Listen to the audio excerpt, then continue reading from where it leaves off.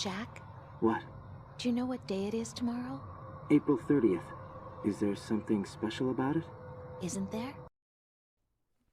Brothers and sisters, welcome to Midwest Scum. This is the episode of the podcast that we've been teasing for a while. Probably since episode 1, I think.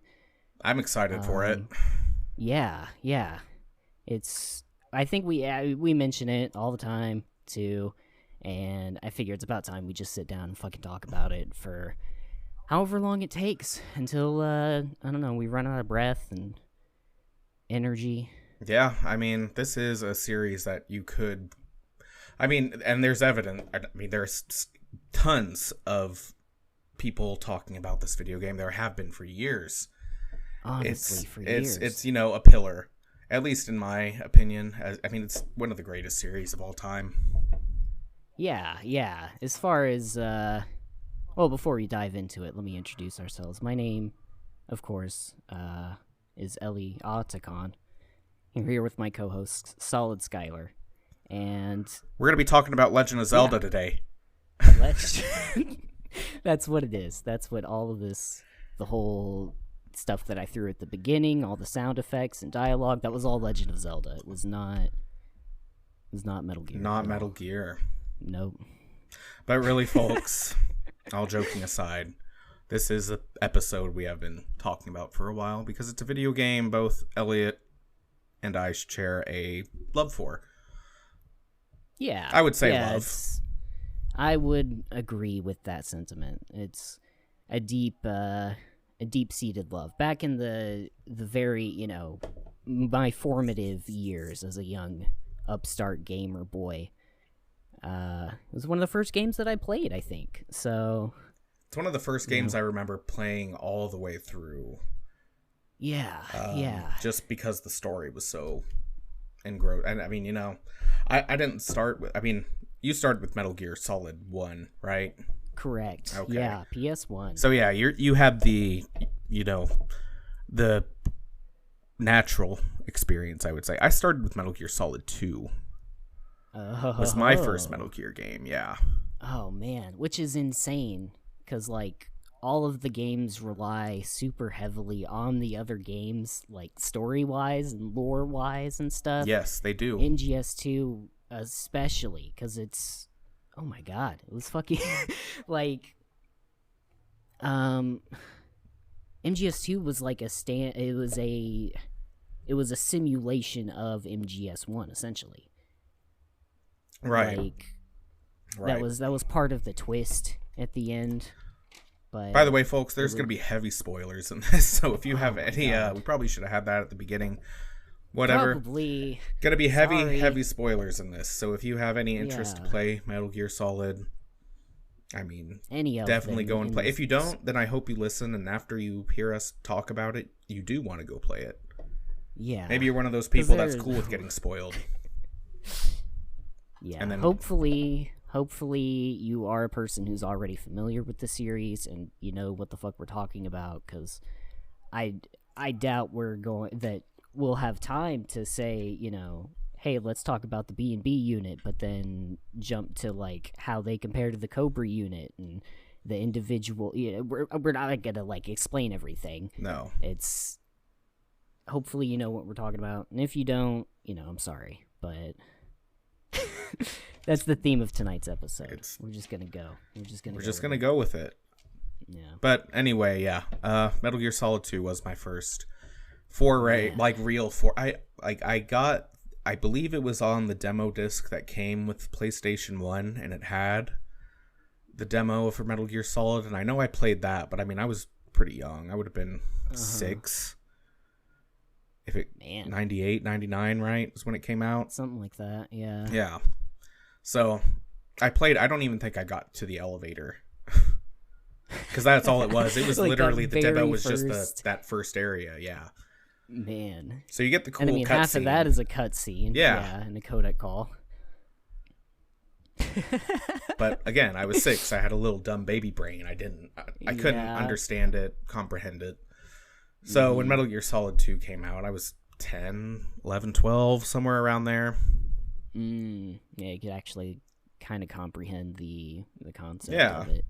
Yeah. And I enjoyed it on its own. It wasn't until much later that I went back and played Metal Gear Solid. And, the MSX games, Metal Gear 1, Metal Gear 2. Oh my god, did you play those? Yeah, I've played them. They were on I did not the play Subsistence PS2. The PS2 version of Oh, Subsistence, yeah. they were both on there, and that's where I played them. Oh. Okay. I think I definitely started up Metal Gear 2 Solid Snake once and played a little bit of it, and then I was like, fuck. I've been spoiled by modern day gaming amenities where if you do damage to an enemy, you see some kind of feedback that you actually did damage. Yeah. That was the main thing with the MSX games, was that, or maybe they were on NES at one point. I think they too, started on MSX, the Japanese home computer. I think I might be getting that wrong, but that's where also Police Knots. It was where his first game was released. It was on the MSX. That makes sense. But the you'd go up and punch somebody, and it would just I don't know. There would be no change in animation. Yeah, no feedback. Yeah. So I was like, fuck, and it was, I don't know. It's hard.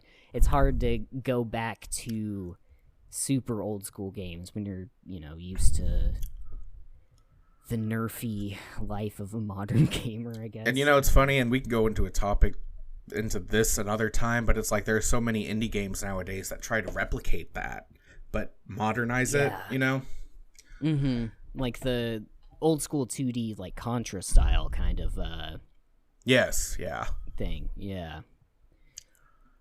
Which is fine, it's cool, but it's you've been playing games in 3D polygons for so long now. It's hard to go back to like a 2D medium.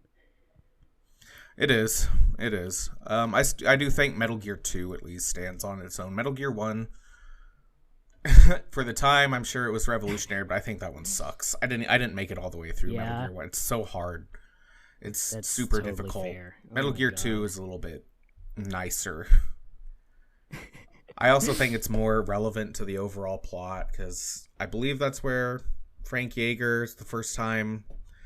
Because, I think that's the whole point of the mission is to go and save Frank Yeager, or one of the mission objectives, unless that was Metal Gear 1. Rescue Gray Fox and eliminate the Metal Gear. Right. Oh, shit, I don't remember. I think that's 2. It took place in that time frame. I mean, it's really just set up that Snake is this legendary hero, war hero, soldier. Oh, yeah. That's really It would be 2 then, because Metal Gear 1, he was a rookie, and it was infiltrating Outer Heaven. Yes. 2 was Zanzibar Land with the real big boss. Was that the real big boss? Oh, wait, no. That was Venom. Wait. Oh, fuck. Is hang it? on. Oh, man. We don't even know our own lore, folks. I wrote down a little bit about it, because I didn't know the whole story. Because I think it is Metal Gear 1, because that's Operation Intrude, isn't it? Yeah, Intrude N313, I think. Yes. So which is Metal Gear 1, and then that's where he kills Venom. Mm-hmm. And then Big Boss uses, I was just reading about it because I was going over MGS5 again, because some shit just did not click in my brain. But yeah, he uses the death of Venom from MG to fake his death. And then he shows back up with Zanzibar Land, which is what he was building up the whole time in secret. And then he does actually get killed, but not really. He gets put into a vegetative state, which is. And then they use Solidus's body parts to rebuild him. Yeah. This is a complicated story, folks, and oh my God. We're not going to get too deep on I mean, we'll talk about the story, of course, but I mean, we could go, starting from the beginning to the end, that could be a whole hour in of itself. Oh my God, dude. We could spend a whole hour on just MGS3, where the story kind of starts. Yeah. Because there's still lore behind that stuff that went on before MGS3 that. Yeah. The whole philosophers that eventually turned into the Patriots, that turned into the second form of the Patriots. I forget what it, like GW and Yeah, all the AI. yeah. That was a big part of Peace Walker that I liked. Is it finally it started to introduce the like AI component of the technology part of it, the fear of robots shit. Like, this is based in the 70s. Yes. Shit, where did I put my page on? I didn't write a whole. I mean, isn't there a whole comparison with Big Boss and Che Guevara? Yeah, I think so. I think that's the thing is that they call him like Vic Boss. Yeah. Chico is like, oh, you're the man, and fuck. I know I wrote down stuff about Peace Walker, but anyway, that was from MGS 1 into 2. It was like nanomachines were established as being a thing, yep. And to introduce all the AI, the Patriots that turned into the AI, and then how that was controlling shit, and then 4 was like the development of that AI when it becomes all super restricted and an authoritarian wartime crazy economy. Yeah. But Peace Walker was like the beginning of the AI. It showed, I think it was Dr. Strangelove. Yeah, it was. Who invented it? Yeah, because they used it on what was the Metal Gear's name in that one? It was. I think it was just the Peace. The Peace Walker. Yeah. Right. And it had the boss's AI. That's right. Yeah. It was like the boss's brain into a tank with a nuke. Yeah. And that was the reason why it didn't launch the nukes, is because that's not what the boss wanted. That wasn't her will. Mm-hmm. No. Yeah. The whole idea of like the enemies in Peace Walker, it was a like an exaggeration of the arms race of the Cold War, because like they created the Peace Walker, and it was like, okay, this is a walking tank that can shoot nukes from within whatever range, and they were going to develop a shitload of them and then put them all around, and like only the AI could trigger launching a nuke. But it was like it took it out of the human. It took it out of human control of launching nukes, and it was just like, okay, well, the AI will launch nukes if it thinks, or something like that. It was kind of like a War Games. I mean, that's an old ass movie, but War Games kind of AI thing where it's an AI is in control, and if it perceives a threat, any kind of threat, I mean that's like the first thing it's going to do is launch a nuke. It's not programmed to factor in, like you were saying, factor in the human equation. It pretty much got that all out. It was just, how do I defend what my programming lets me? Yeah. But it had intelligence of some kind,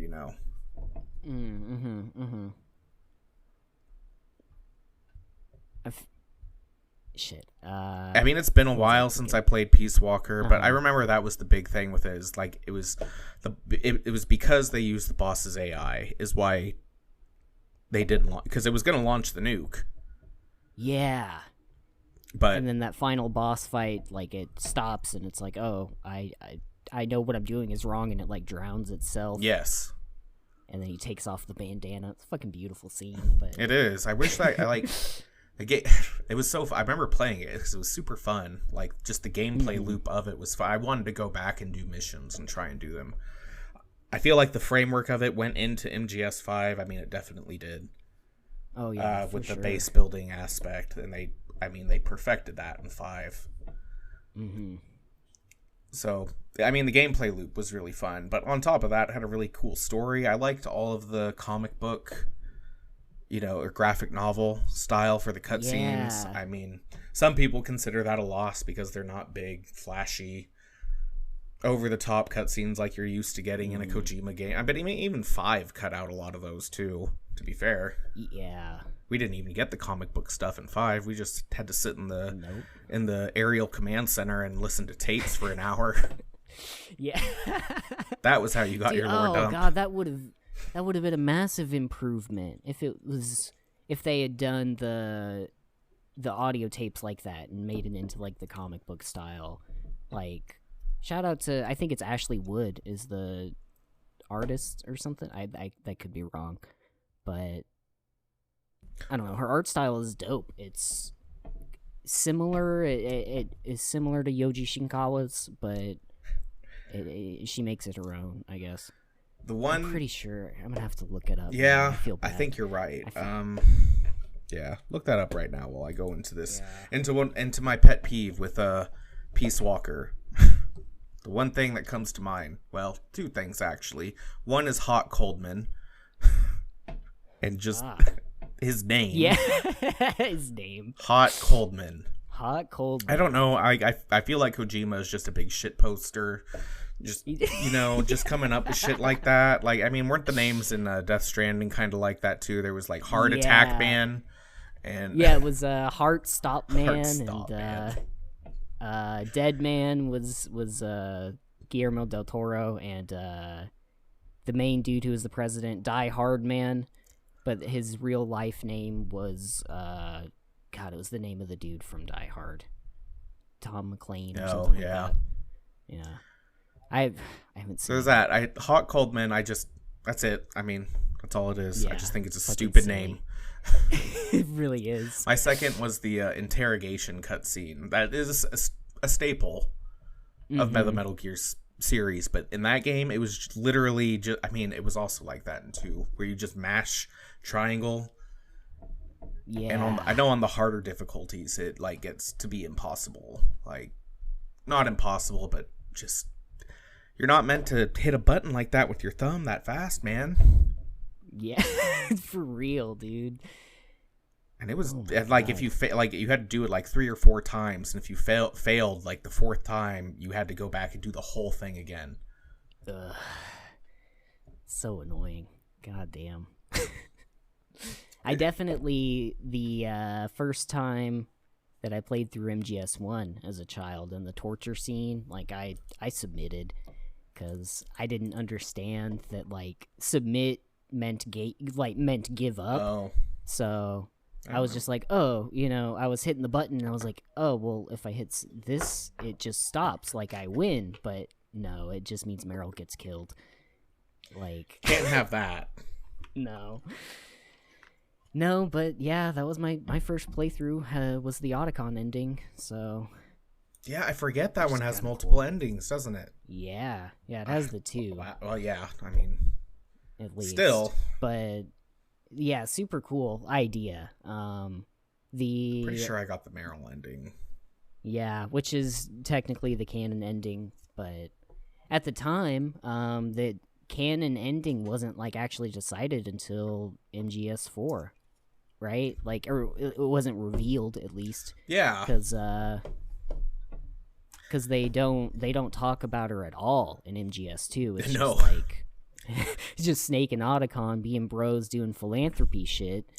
Right, and then Snake unfortunately dies, and then we get Iroquois Pliskin. He's pretty cool. Mm-hmm. Yeah, he was a cool guy. He's very similar to Snake, but his name's Iroquois.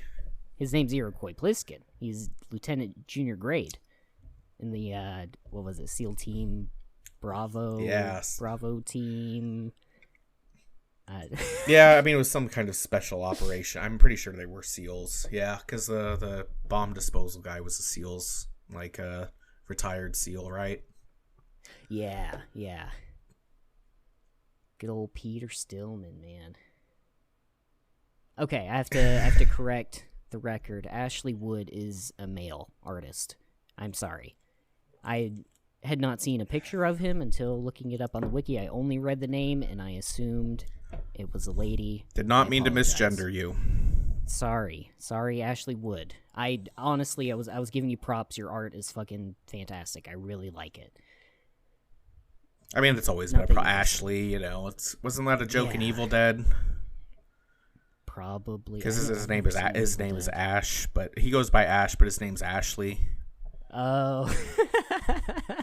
Yeah, it's been a long time since I've seen. I feel like it probably would be a joke, but That makes sense. back to let's see. I was Back talking about the to MGS Uber. torture, which is a staple throughout the game. I think that's Yeah. there's always a point in the games where you get tortured. Mm-hmm. Wh- And captured, and then you have to escape. It's Except like- 5. It's it's yeah, I guess except for 5. I mean, Kaz gets tortured. I guess Uh-huh. that kind of counts, but you don't Yeah, experience and you it. see a bunch of you see like Chico getting tortured in Ground Zeroes. Yeah. and Pause with the whole nuke and the cooch, like Nuke. fucking brutal. That was such a big fucking twist. That was so Oh fucking my God, insane. man. Yeah. The hype just, behind that like, scene. dark.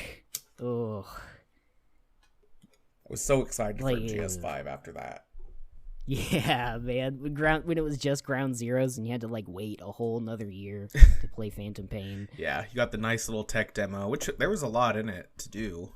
Oh yeah. And I actually think it's harder than MGS5 because I replayed it when when you buy MGS5 now, you just like get Ground Zeroes with it. So I was like, yeah, I'll play 'cause through it's it like again. prologue. It's harder. Like it's Really? way harder than MGS5 is. Huh. Is that because like MGS5 is so wide and open, you can like sneak in from you can pick other points of like entry if you're gonna infiltrate like a little base or whatever. But Yeah, I mean that's part of it because the whatever the Guantanamo Bay whatever thing you infiltrate in Ground Zeroes. I think they changed some of the AI. I feel like they saw me a lot quicker. And yeah, I don't play MGS5 with the reflex on. I refuse. yeah, it's it takes the fun out of it. Yeah. I just think they noticed you quicker, and it might just be because it was like a whole big base you were infiltrating, whereas MGS5, there are a couple big bases, but they're not... Yeah, there are a lot more of those just sort of like outposts Yeah. and like little supply shanty depots. towns they turned into a base instead of a base that was Yeah. built. Mm-hmm, I mean, OKB0 in MGS5 was like the big one. Yeah. That was sick. That was a fun base. Yeah. Was that the one? Was it after or before OKB0 where Snake and Skullface have that just? It was awkward after. car It ride? was that Was mission. after? It was literally after that Okay. mission. And yeah. People who have seen this will know. But you do this whole thing. You go through this whole base. It's like one of the hardest missions in the game, really. And you get to the top, and you're trying to... I mean, I forget what the whole point... I mean, you're trying to assassinate Skullface at that point, right? Yeah, I think so. I think that's. Get to the mission top. that He we're just gonna fuck lands him in a up. helicopter on top, and he's like, "Yo, dude, hop in my Jeep with me, and I'm gonna fucking talk to you for a solid 20 minutes." And you, It's just real time, fucking in game. You just sit there and listen to him talk. Snake says nothing the entire time. You can even turn on your like MP3 player if you want, and just listen to Just fucking listen to whatever. music instead of listening to him. That's brutal. And then yeah, after that was the cutscene. After that is where we got the whoo, Yeah. such a lust for revenge. Oh my god. That game was so fun. It was. Man.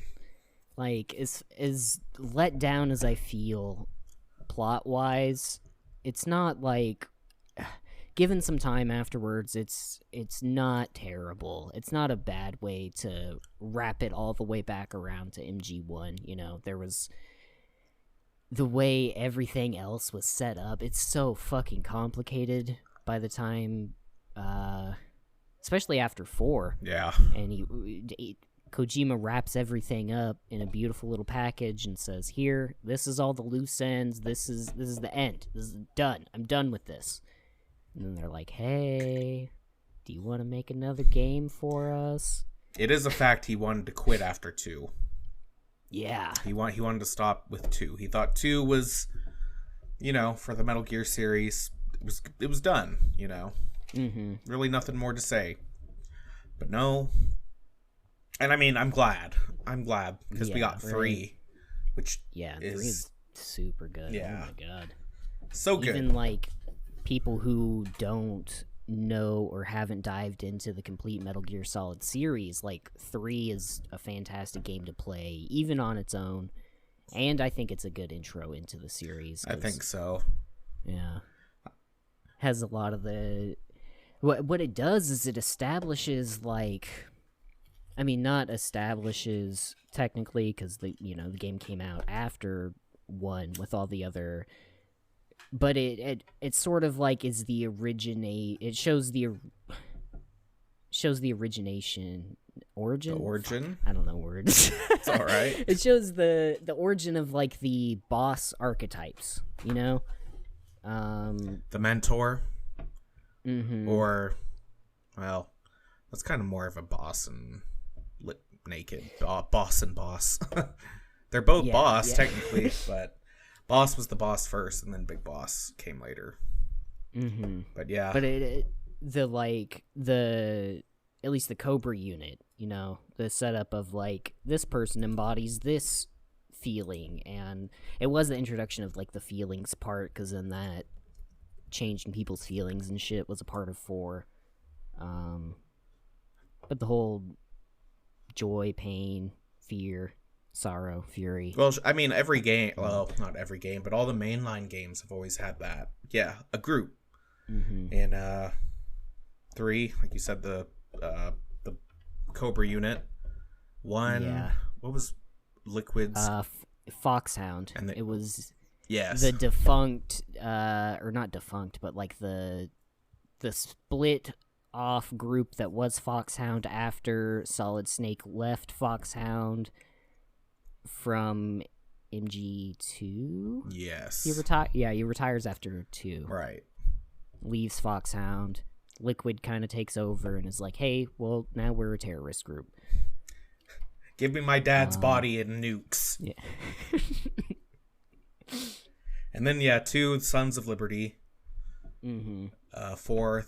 Which was like the group of Dead Cell, right? Mm-hmm.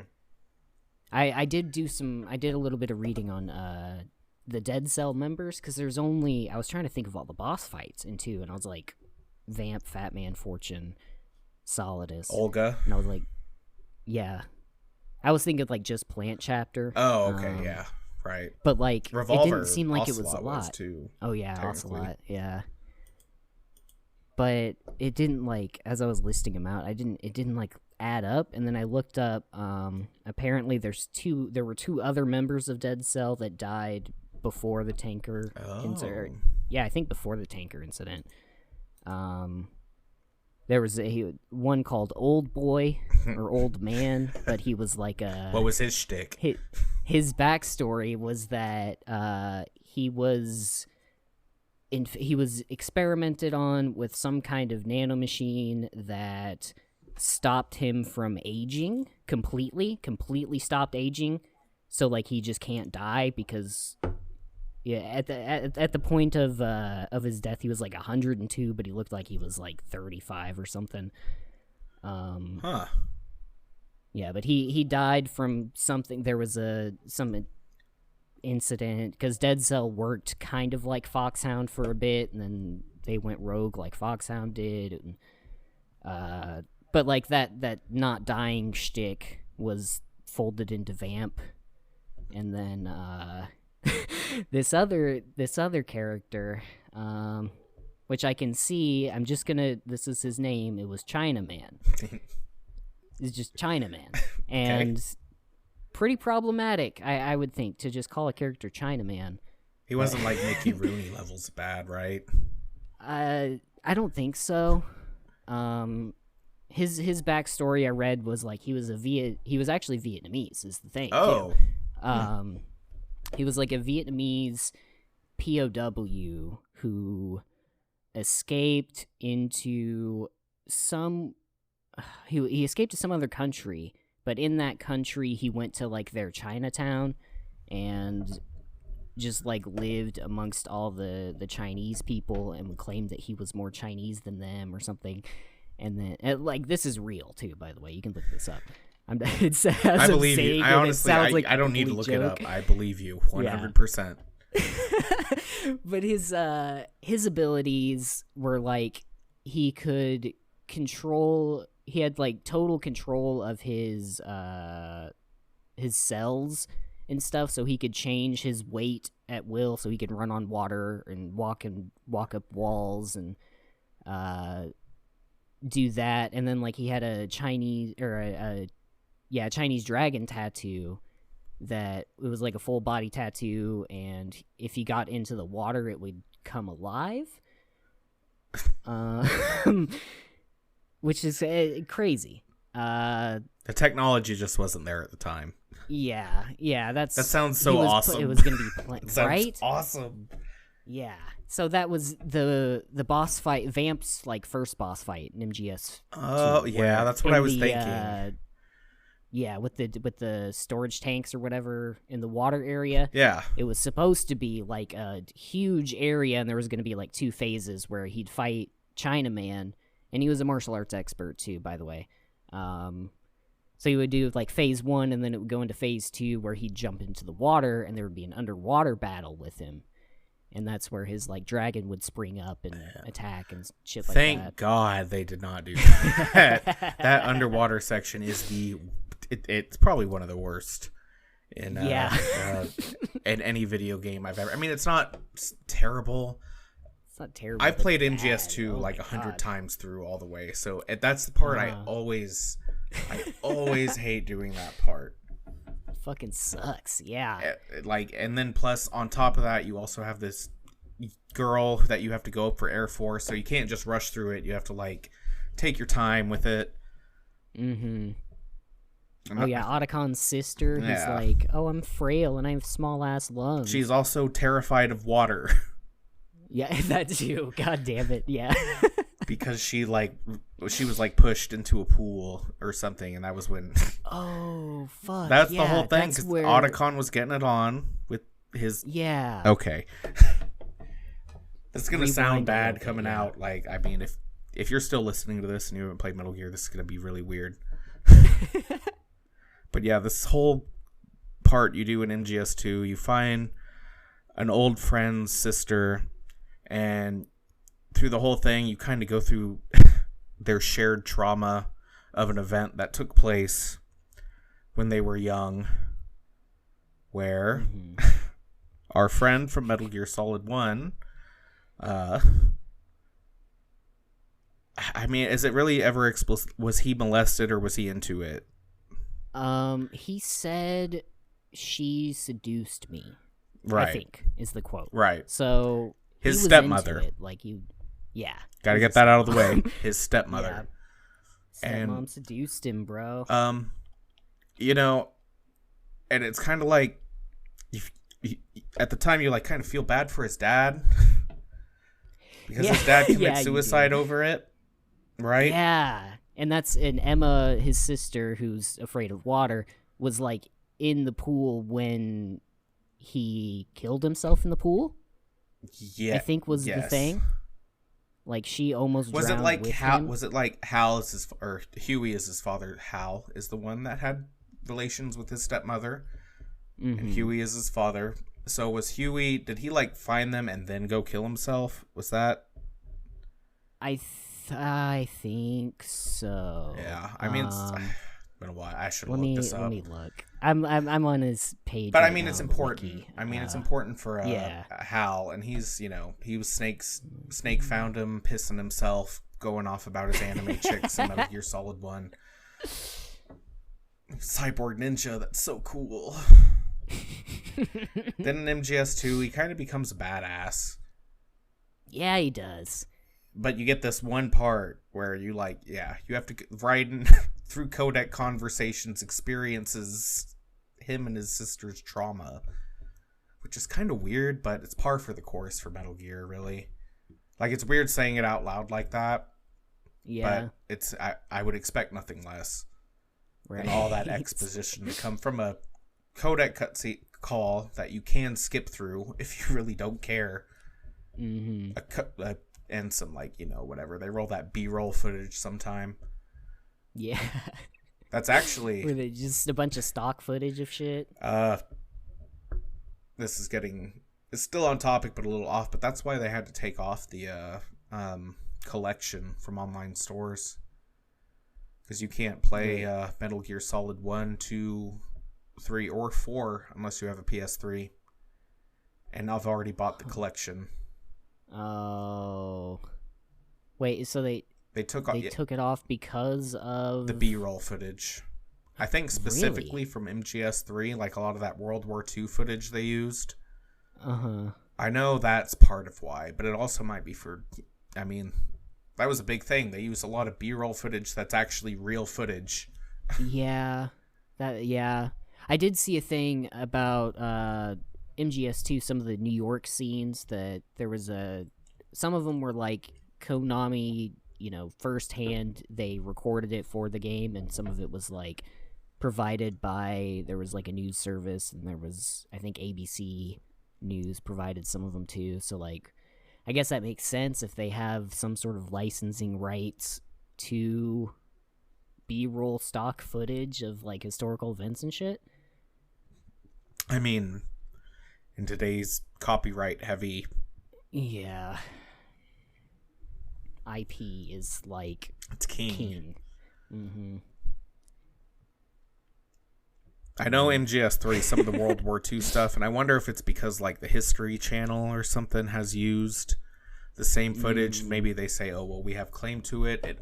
I don't know if it's also, like, archival footage by the, you like, in the, whatever, like, the Library of Congress, right? Yeah, yeah. You know what I'm talking about. Right, If they're, like, starting to be like, hey, you can't make money off this stuff, even though we provide it to you, like, yeah. I don't know if that falls like what falls under Creative Commons licensing.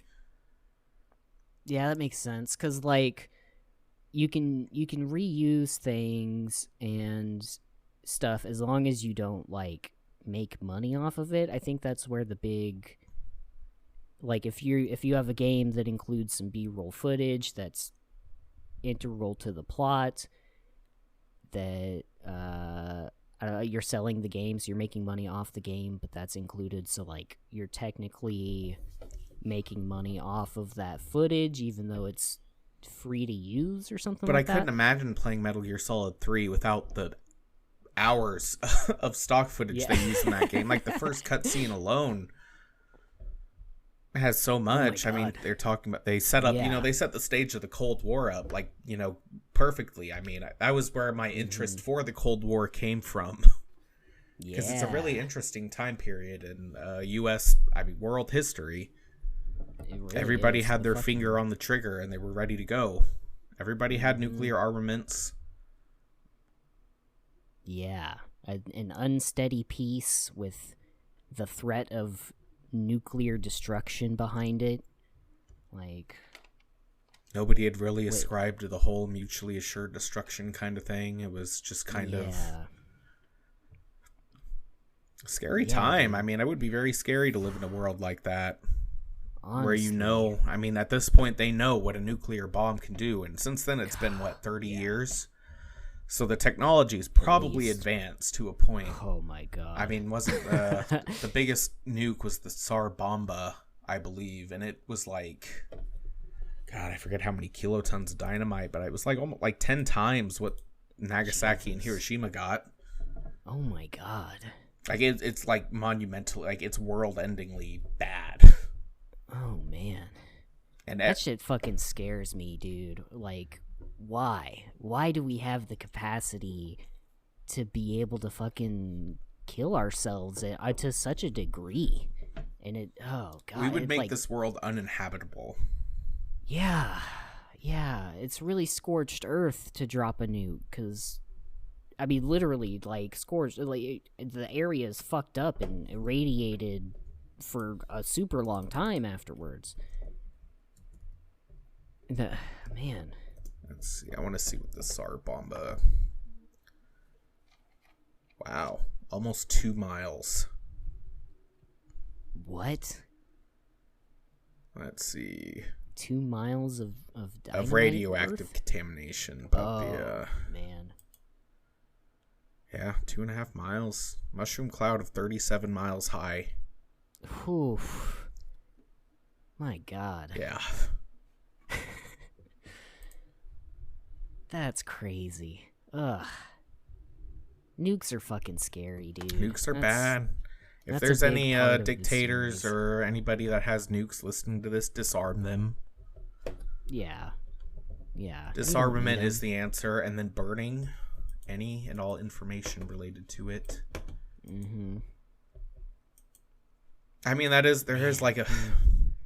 is a thing to be made for, like, an argument to be made for nuclear power. I'll say that. Right. When it's done, it's regulated well, it's great. But using it Yeah. as a weapon, that's a paddling. Yeah. A paddling? It's a paddle, like with a paddle, like spanking. Oh, okay. Like it's a spanking. Okay. And if that's one thing to take from the Metal Gear Solid series, is that nukes are bad. Yeah. Nukes are very bad. And that's not to say that, like, nuclear energy is bad, but, like, nuclear bombs are fucking terrible. They're... I don't know. I don't think we have to, like, convince anybody. I think everybody knows by now. I mean, most like, nukes are rational-minded bad, people... Yeah. But at the same time, it's like... I mean, there's never going to be, unless everybody can be open with each other and be like, I'm not hiding any nukes anywhere. You know? So it's like, we have to have them for deterrence. Yeah. Because that's like, that's the crazy thing about nukes, right? Is like, you get a nuke, and it's like, okay, well, I now have more fucking, like, destructive power than you can even dream of, with a shitload of people and tanks and planes and stuff anyway. I can just, boom, click, gone. So the only way to ensure that I don't use it is knowing that you have one that you could use on me. Which, it's fucking wild, but I mean, I guess it works. I don't know what else could work. Like, It would have to be I can't solve the world's nuclear war problem, man. It would have to be a completely, you know, it'd have to be like a Star Trek world government. Like, everybody just unifies under one weird Earth. Mm-hmm. Yeah. But that's not going to happen. No. Because even then, they'll want to divide up by states. If the whole planet is one country, then all the countries would become states, and all the states would become cities, and all the cities would become villages, or what, you know, blah, blah, blah. It would just... The words we use to talk about division would just change a little bit. Yeah. So...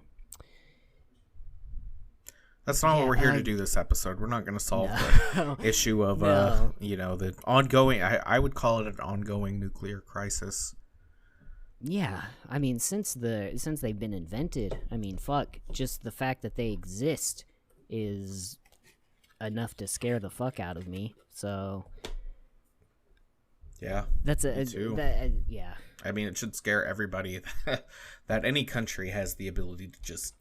I mean, not every country is going to be able, like, they're not going to be able to nuke the Midwest. Right. Not every country can. I'm sure there are some countries that can.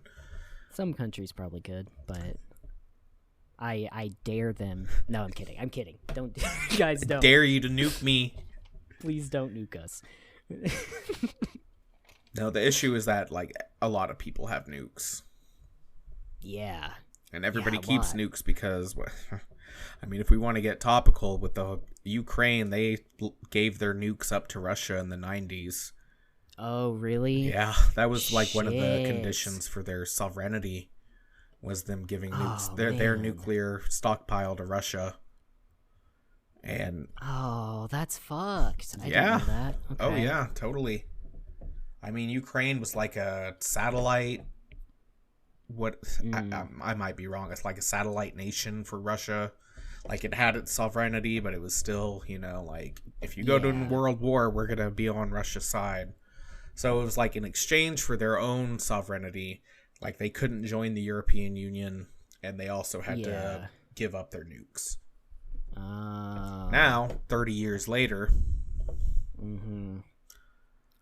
homeboy Putin can just waltz in and be like, "Hey, what's up? We have nukes and you don't." And that's the thing. They have nukes. Like, if they really wanted to, they could just nuke the fuck out of them.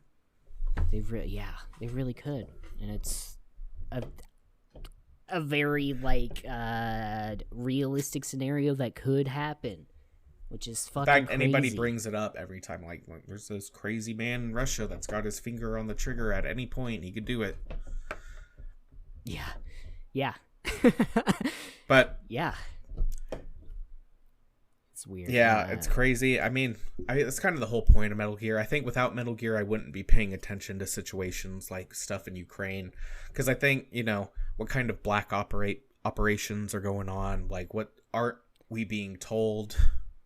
Yeah. Because you only get a very, very small fragment of what the whole picture... I'm not... There's a lot more going on than I think that we know or allowed to know.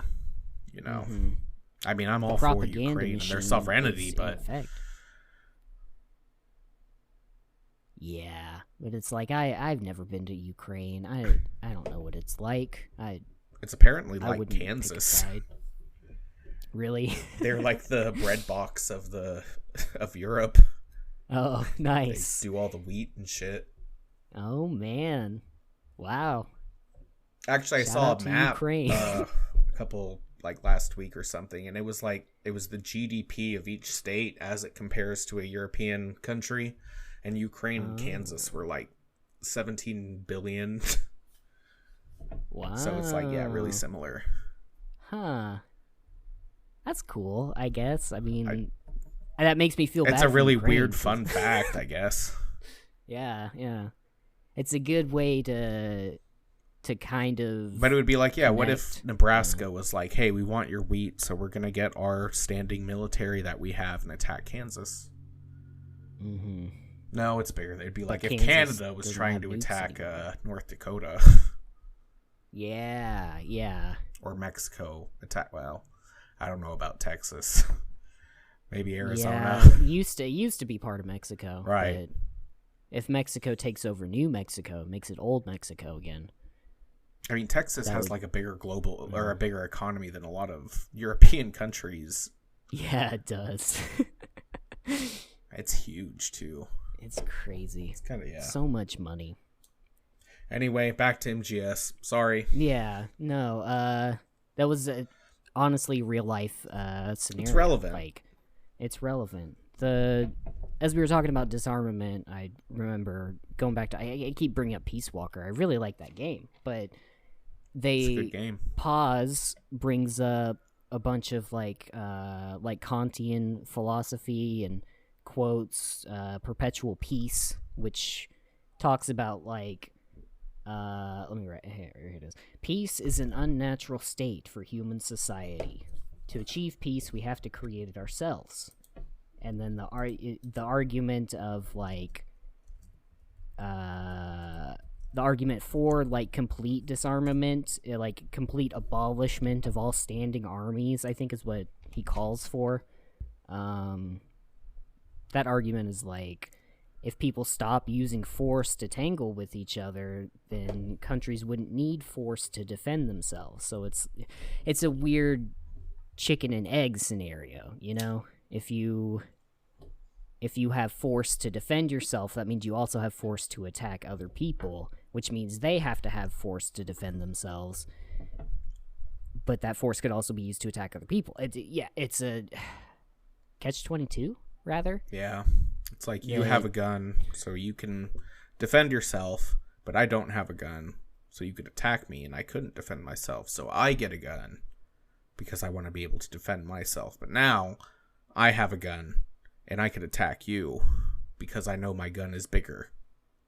It'd be like if I bought a shotgun. Like, you buy a handgun, I buy a shotgun, and that makes you buy an assault rifle, and it's kind of a back and forth from there. It's and that's the arms race, man. That is, yeah, that's like the most basic form of it.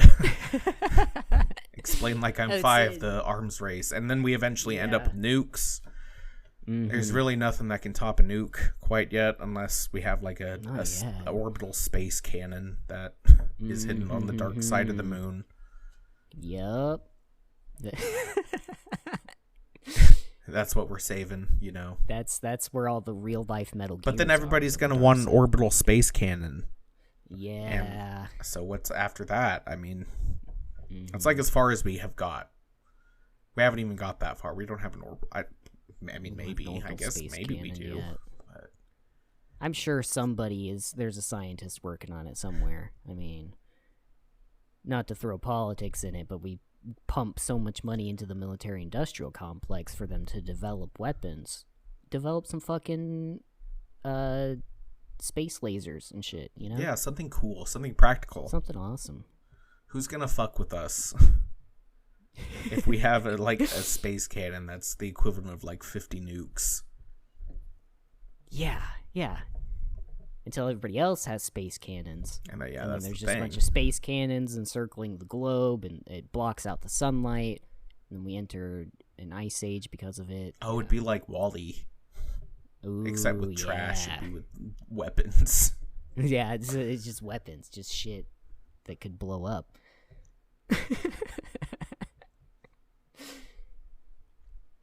Yeah, that shit, it's crazy. If there's one I thing think to we take need away to- from Metal Gear Solid is don't build nukes. Yeah, don't build nukes. But it's too late. Nukes exist. So I guess maybe the second moral is like don't build Metal Gears, because the only thing that can rival a Metal Gear, of course, is another Metal Gear or a man. Right. In a And I Stinger mean, missile. the thing with Metal Gears is it's not the fact that they're they're bipedal walking tanks. That's something, but they can also launch like the big thing is they can launch nukes. Yeah. And they can do it from any like geographical location. Like you could do it on top of a mountain or whatever. I think that's a really big thing with them, right? Ray. Yeah. Obviously, they would be able to launch nukes from anywhere under the ocean. Be the amphibian version, yeah. Fucking, yeah, that was like the real threat to it. Yeah. That was the big deal with the Shagohod. It was like, oh, that's a cool looking gigantic tank, and then it's like, yeah, but there's this runway that it can run down and fucking launch a nuke. And it's like, oh, alright, well that's that's not good. Yeah. It wasn't Nukes good. are bad, man. Nukes are bad. Nukes are bad.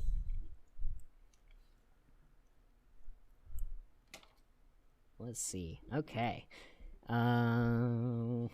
What's next? What? We're not even close to being done, folks. Oh my god, no. I've used like 2 notes that I've had on here. That's it.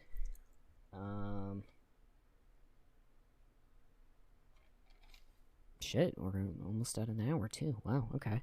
Well, let's jump into I guess we can continue on. Well, we split off. We didn't even talk about the B&B core. There we go. I went off on Dead Cell, and that was Beauty the whole and thing. Beast? Oh, yeah. The Beauty and Beast core, dude. Oh my god. Those boss fights were really cool. I really liked them. They were weird. They really were yeah. very weird. Mm-hmm. But I didn't put it together as I was looking over the wiki for just to remind me of all of them. But they were a combination of like previous bosses and their mechanics like put together. yes. Which is crazy as fuck. So Like what? I Laughing think- Octopus. That was the last one, right? And that was supposed to be Psycho Mantis. it was like the first one. Oh, Laughing- First one was Octopus. Screaming Mantis. That's right. Yeah. Okay. Yeah. Been a while since I played 4. No, yeah, it's all good. Monstrous Birds. But yeah, Laughing Octopus had like she used like the some of the Pain's moves, like she'd pull out I think she threw grenades around sometimes, then like would disappear, not in a group of bees, but just in camouflage, and then Which one, Laughing Octopus? Yeah. Yeah, it was like Gray Fox. Pain's moves. The Pain. Solidus? Yeah, Solidus. That's what. Yeah, because the tentacle arms. Yeah, that's right. Yep. That's right. And that was like in the cabin, Mhm. Naomi's cabin, which was kind of like Otacon's lab. Yeah. That one could go into MGS4. MGS4 is a monster of a game. It is. It is such a monster. tragedy that the only way you can play it is on PS3. Yeah. Like, console fanboyism aside, that game should at least be ported to PC so more people could experience it. It really should. It should be ported to all. I mean, the whole series should be ported to every console. In my opinion. 4 was good. Yeah. I really liked 4. 4 is very divisive among the fandom. Yeah, a lot of people didn't like it, and it's like, well, I don't know. I don't see personally. I fucking loved it, so like I don't see how you could. I loved hate it. I guess there's parts it's a little bit slow, and there's some silly things I guess that you could hate. You know, I don't know. I guess you could hate on Drebin's monkey. He's a little bit silly. I forget his name. Johnny. Yeah. But I will yeah, defend there's a lot Johnny of to the Johnny death. hate. Johnny's a cool guy. I think he's cool. Johnny Sasaki, that's an awesome name to begin with. And then he goes by Akiba because he like wants to be a weeb.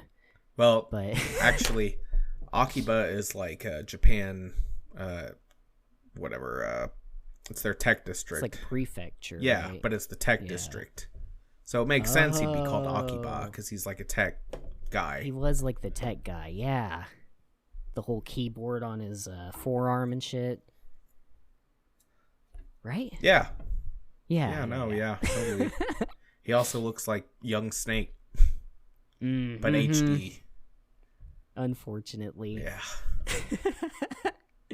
Dude, okay, speaking of MGS4, speaking of young Snake, way back in the day on my MySpace page, I had the E3, the first E3 like teaser trailer for MGS4, and it was just like you didn't know it was Snake, but it was Snake, and he was running in like the full camouflage, like the octo camo. Yeah. And he's being chased by some soldiers or something, and then he like turns a corner, and then there's Is it where he the runs? statue. Oh, sorry. No, go ahead. I think I know what Yeah, you're talking about. Yeah, but he runs, and then he gets up by the statue and like just holds a position there, and his suit turns all stone like the statue does, and they like run past him, and then he gets down and like takes off his mask, and it's like, oh, it's Snake, but he's just a little bit older than he was in MGS2, and I think he like pulls out a cigarette, and there's some bird shit, and it was like MGS4. Guns of the Patriots. Yeah. I don't even know if it had the Guns of the Patriots tag at that point. I don't think so. It was real early teaser that it was like, oh, okay, and then No, I know that one that you're talking about. There was also the other one where like he runs into like an area, and there's a bunch of like actors' chairs, and he oh yeah. and he like tries to find one, and he ends up sitting in Hideo Kojima's. Yeah. Yeah, there was like it was like the main character chair or whatever. Yeah. And he has to like fight Raiden over it. Oh yeah, that's right. Yeah. Oh my gosh. This game series, man, I fucking love everything about it. Yeah. Real goofy at points, which is fun. It keeps it, there's a like as grounded in like industrial military aesthetic that it has. There's the silly things that keep it Wacky kind of anime lighthearted. shit. Just Yeah. completely over the Wacky top anime anime shit. Yeah. A lot of crotch grabbing throughout the series. Yes. Lots of crotch grabbing. It's very funny to me. I always thought it was funny that Volgin from MGS3 like only found out that it wasn't General Rykov because he grabbed his crotch. Yeah. And like it wasn't even after Snake pushed him away. It's like as soon as he grabbed his crotch, he knew that it wasn't him. He was like, this isn't the same dick. Like, I would assume he would feel that it wasn't hard or something and just be like, oh, okay, well, this isn't the same guy. I've heard the theory that Rykov may have had it pierced. Or Volgin made Rykov had it pierced or something. Oh, man. So he would know. Dom shit. Oh my god. I kind of believe that just because of how Volgin is. Yeah, like the paranoia aspect of it, and like you have to get a dick piercing. He literally everybody on his team was betraying him. Yeah, you think about it, like everybody was a double or triple agent. Fuck yeah, Ocelot was. I'm pretty sure he was a triple agent technically. Which even then, maybe even quadruple. I don't know. Yeah, I was gonna say Eva may have been a quadruple agent because she was like there for the Chinese, but then she was Russian, and then she was but at the end she ended up working for the boss. Mm-hmm. And then I think she later on as she becomes Big Mama because she's the literal mother of Solid and Liquid, Les Enfants Terribles. Yeah. I think she does some stuff with Cypher before Cypher turns into the Patriots. Mm. There's a weird gray area in between 3 and I guess it's after 5, but a weird area where 0 is Cypher and I forget how it goes. The team, all the homeboys, on Operation Steak Eater, Second paramedic, they all join, and even Boss at the beginning joins him. It's not until after Les Enfants Terribles that Boss is like, this is kind of fucked up. Yeah, and he leaves. He goes do his own thing. Mm-hmm. They become Cypher. And that's around the time XOF becomes a thing, right? Yeah. Because they're like XOF. Cypher's Black Ops. They're like their Navy SEALs, basically. Mm-hmm. Mm-hmm. But they Boss, by that point, has... It would be the time he's doing Peace Walker shit. He's getting Mother Base built up. And then Cypher's like, well... Yeah. You're getting a little too big for your britches there, boss. Mm-hmm. And with the help of old Huey Emmerich. Oh, yeah. The fucking Huey. God damn, that guy. I wanted to like him so bad. He got what he deserved. He got better than what he deserved. Mm-hmm. I'm with Cause. I really am. Yeah. I should have just fucking dropped him off the side of Mother Base. Mm-hmm. Wheelchair and all. God damn. Yeah. Homeboy, he put baby Otacon in the fucking Sahelanthropus cockpit. Like, who does that?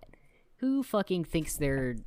It was because the cockpit was only big enough for children, right? That was the thing. Yeah, yeah. It wasn't until later that they could fix it, but no. They had to put a literal baby inside of a walking nuclear armament robot thing that was somehow more advanced than everything that came after it. Yeah. Yeah, I forget how they...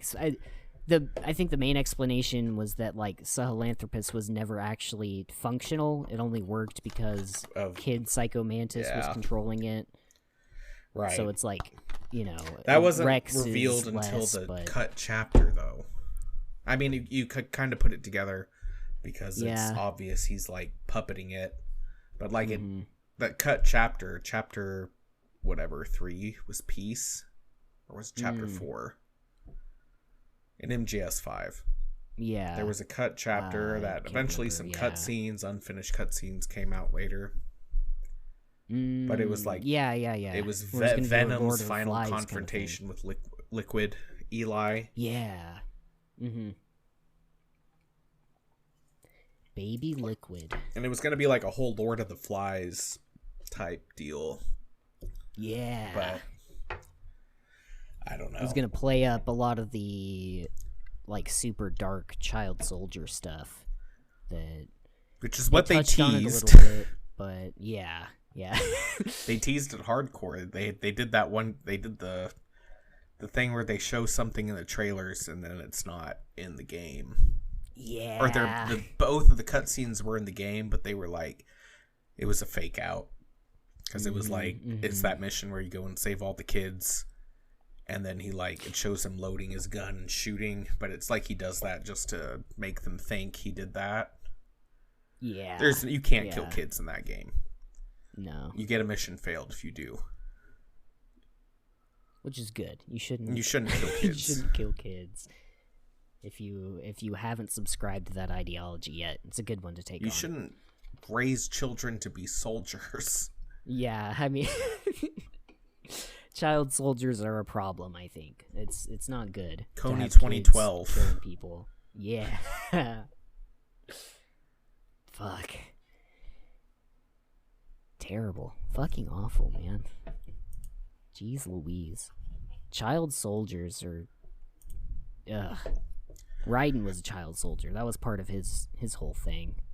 With That's a big part of his character. Yeah. The reason he's like a Liberian or something. Yeah, a Liberian child soldier that was taken in by Solidus and trained. Yeah. But the only reason he was chosen for the incident at the plant or whatever was because it was like because he never went to therapy for it. Yeah. It's like he tried to push that part of his life out of his life so much that it wasn't real to him. Whereas other children soldiers raised by Solidus, they all carried the weight and guilt. Raiden tried to not think about it, I guess is a way to put it. Yeah. He never like sorted out. It was like he didn't ascribe to that reality. Yeah. And then it just like was a good. He worked really well with the VR programs too, and it was saying that he had done what was his bragging? It was like 300 VR missions, and like they'd even recreated like the Shadow Moses incident, and he technically played MGS1. Yeah. Before MGS2. Yeah. Which was a cool, like, weird tie between the fourth wall of, like, the player who literally played MGS1 and then, like, Raiden who also literally played MGS1. Like, and then you have that connection be like, oh, yeah, you know, you play a Snake, you feel like a badass doing all this military shit, but then it's like, no, you're just some punk blonde. I mean, you literally get to name yourself in the game. Yeah. Raiden's cool. Just his code name. Mm-hmm. It's not till later that his real name's Jack, right? Yeah. Is it? I think so. I think it's Jack is like his real name, but he like never had a last name, so it's like, it's not like really his name. You're kind of supposed to self-impose. It's like Link. You're supposed to self-impose yourself onto the character. Mm-hmm. But unlike Link, Raiden talks, and he talks a lot.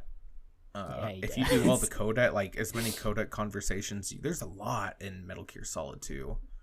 I mean, there's a lot in all the games. It's crazy that that's such a big portion of the game that you could entirely miss out on if you just played the game without ever opening it, Yeah. Like, you would only have the ones that are vital to the story or whatever, but there's so many other, you could just, depending on the situation of where you were in the game. I know a big one in MGS2 was like if you go into the ladies' bathroom and then you call Rose and then she gets all pissed that you walked the ladies' room.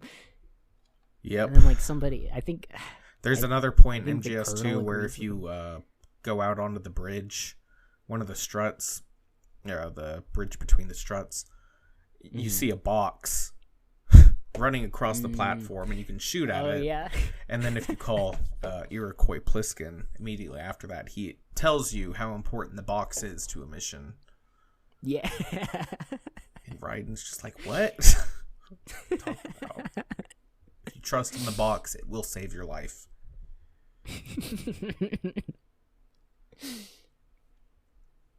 Yeah, the utility of a fucking cardboard box, man. That just folds up into his pocket or something. Or something. That Who knows? skin-tight suit. He somehow fits like 20 different guns on his body. Not gonna ask.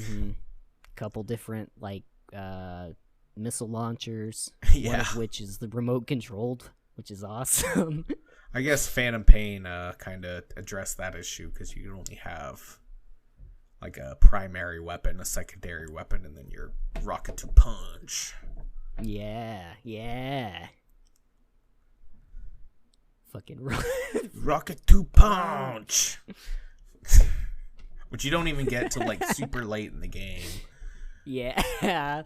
By the time you get it, it's like, well, it wasn't sneaky, I don't think, because it made a huge fucking explosion shooting your hand. I think there was one you could have that was like, it would just punch through people and it would knock them out, but that's cool. It's still stupid.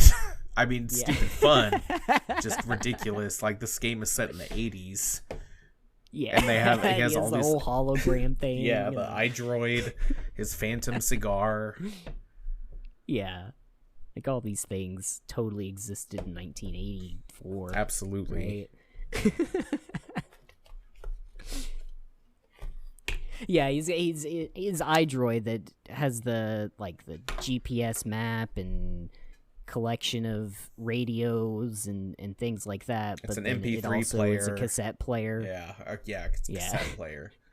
Because that was the high technology then, was cassettes. And he had like his mixtape of. How else am I going to listen to Maneater? Yeah. I feel like that game is going to definitely be one that's going to be hit hard by licensing. Oh, in yeah. the future. For sure. But man, if they can't play Man Who Sold the World, like, that's like a huge part of that game. That song. Yeah. We haven't even mentioned how much Kojima loved David Bowie. Oh yeah. Just shoved as many David Bowie references in, at least in 5, as he could. This is a ton. I unfortunately I never got super deep into David Bowie. I don't know. His music is good. It's just it's not something I would listen to. It's like glam pop. Yeah. His last album was really good, but he was making that while he was dying, so it's man. Is it super sad? It's different from a lot of his other work, just because I think he knew. It's like a death metal album. Yeah. Pretty sweet. I mean, Christopher Lloyd did was it Christopher Lloyd? He did Saruman. Oh, yeah. Christopher Lloyd. Yeah, he did a death metal album. Did he? Yeah, before he died. What? Yeah, I mean, it's not like guttural death metal, but it's like him narrating over death metal music. That's fucking awesome. Yeah. Wow. I'll see if I can find it after this episode. It's really good. I'm going to write that down. That's fucking cool. Yeah. I wish I could point out all the fucking David Bowie references, but I'm sure most of them went over my head because I know Diamond Dogs was a thing. Yeah. There was another, somebody's outfit was similar to how he dressed during something. Was it Ziggy Stardust? Probably. His, persona? Yeah, something like that. Eli's hairdo. I think so. I think you're right. Eli's that's hairdo. Reaching. Well, that was also a callback. It was like a mullet. He had it first. I mean, I guess we don't know what Old Solid was doing during that time period. Yeah, which if I remember his backstory, he in his teens, he was in the Green Berets. Yeah, dude's been like a soldier his But whole life. before that, yeah, I think the thing was like they split him up, and Liquid went off to kind of follow Big Boss, and then I think they just sent Solid to like America, the CIA, and said here. And then they were like, okay, which one is going to turn out to be evil? And and it was Liquid. Death metal. Yeah, can we take a little break? Yeah. Let's stop now. All right, and we're back, folks. That was... We didn't announce it, but we took a break, unless Elliot leaves Yeah. it in, where I specifically asked for us to take a break. Yeah, I might actually cut that out, but it was just some dead air as I was writing down Christopher Lloyd death metal album on a sticky note, Yeah. so I could look it up later. Yes, 'Cause absolutely. I need some new music, man, to break off of the topic a little bit. I fucking have like 30 songs on Spotify that I just fucking listen to all the time over and over, and I'm starting to get sick of it, even though they're all awesome songs, but I've just played them all to death, so... Yeah. But I'm in that stage where, like, I still like all the songs, but I'm kind of getting tired of listening to them, but all the new songs that I find just, like, suck dick in comparison, so it's, I... Also, I need to add a correction. It's Christopher Lee. Christopher Lee. Christopher Lloyd is, Doc. Christopher Lloyd, yeah, oh my god. That's fucking... Wow, that's embarrassing. Sorry, folks. That's Damn. Doc Brown. I knew exactly who you were talking about, though. Fucking Right, yeah. I said Saruman. Saruman, yeah. He's a Chris L. Yeah. We were like 80% there. 80%. Christopher Lee, folks. Christopher Lee. He did a death metal album. Christopher Lee. Shit. He was Shout fucking... God, I should know this. He was fucking the original Xehanort Oh, in shit. Kingdom Hearts. Yeah, in Birth by Wow. Sleep. Oh, yeah. Like young Xehanort. Yeah, Like, old Xehanort, Old Xehanort. I believe. Or was he... Right, You know, he's he was bald, Ansem right? the Wise. Leonard Oh. Nimoy was Xehanort. Sorry. See, I don't even know the lore of shit. my own favorite game. Oh, dude. man. Well, Christopher Lee was in it, and he did do a death metal album, and it's awesome. that's sick. Okay. Wow. That's cool. We'll figure out all the Christopher Lee, Leonard We'll have an Nimoy episode lore. dedicated to just Christopher Lee. You're just Christopher Lee. I mean, yeah, we could sit here and talk about fucking how stupid his lightsaber was, and his handle was all curved. Fucking dumb. Even though he had like the best like form, like sword fighting form, because he was trained. Yeah. Mm-hmm. He got shafted hard. Yeah, he did. It was very, very hard for me to find any like redeemable features of his character in Star Wars. So I it's mean, too he bad. got redeemed in like the animated series and the Clone Wars. Oh, does he get cooler in those? Totally, way cool. I mean, Nice. those series they make the prequels a lot cooler, I think. I've seen like 2 or 3 episodes of it, maybe. I've seen. I think maybe it's either the first or second episode where the orange dude Plo Koon is like, all the clones are like, we're replaceable, and he's like, not to be. That meme. Yeah, but yeah, it I've is. I've seen up to that, but I think it's the first or second episode. So Yeah. yeah.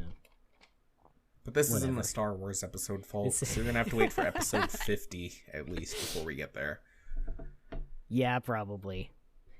Once we run out of every other topic. Everything else. Literally everything else. We'll do Star Trek before we do Star Wars. Yeah. Even though I've only ever watched The Next Generation and Yeah, same. parts of Same. Space Nine. I mean, yeah, we could do a whole fucking special on Next Generation for sure. And the movies. Like Nemesis, I think Nemesis, was yeah. that was It's canon. nice. It's canon, folks. It's apparently, according to Picard. Yeah, oh, I haven't watched any of that. I've been meaning to. But it was on like fucking It's Paramount or something. I watched the first season. Oh. It's Is it alright? They just try to put too much new Trek into it. Jeez. I don't know. Maybe it can become something better, but it's not the next generation. That will always hold a special place in my heart. Just like Metal Gear Ghost Babel. Yeah. It's not, yes. It's not canon, but... I didn't play Ghost Babel, but I didn't play it all the way through. I played Acid. Acid 1, at least. It was pretty sweet. Also not canon, but... Yeah, that was like a card game, wasn't it? Yeah, it was a card battle strategy kind of game, which was super, like, weird for the stealth kind of genre of Metal Gear, you know? But, I don't know, I thought it was cool. It was pretty fun. And I got to see, they included, because it was card-based, so you could include characters from, like, all the games, and, like, there were items and stuff, characters from other Kojima games. There was a handful of Police Knot stuff, and sounds like a gotcha game. Yeah, it totally when was you talk not, about it like but, that. Yeah, it had some of those elements because the trading card games all do, right? Sure, yeah. Yeah, but and I mean this was PSP. way before gotcha. I mean, gotcha's always been a thing. I mean, it's gachapon. It's those things you put a quarter into and you get a little,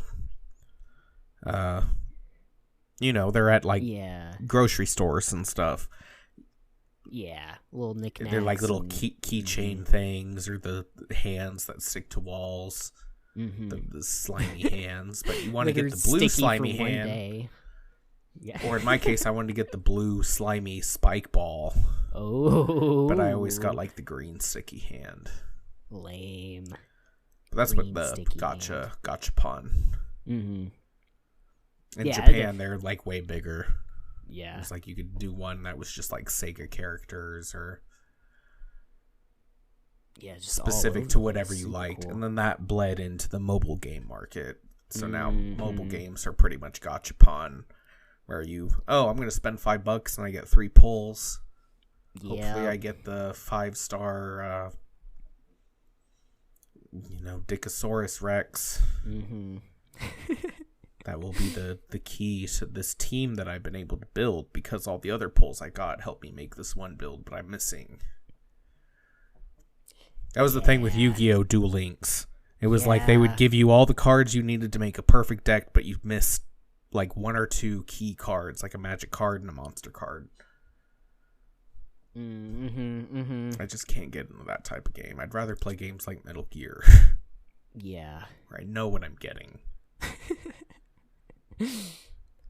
Where you're not fucking nickel and dimed for microtransactions and shit. You're just trying to play a super complicated fucking story about mechs and nukes and genetics. Oh my god, we didn't even talk about the fucking all of the genetics shit that's talked about, especially in MGS1.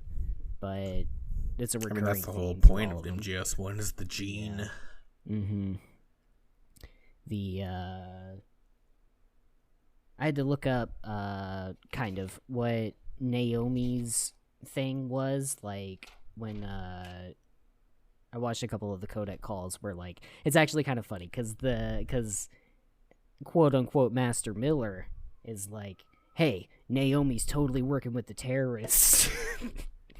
But he's literally Liquid Snake, so it's just some fucked up manipulation that he pulls that goes into her background and is like, oh, this is fake, and like Naomi Hunter isn't actually Naomi Hunter, and but she was like the adopted brother of Gray Fox, who Gray Fox went through a bunch of shit because of Foxhound and like Big Boss, and then because of that they made Fox die, and she was like pissed about it, so she made it so that it would like affect Snake too.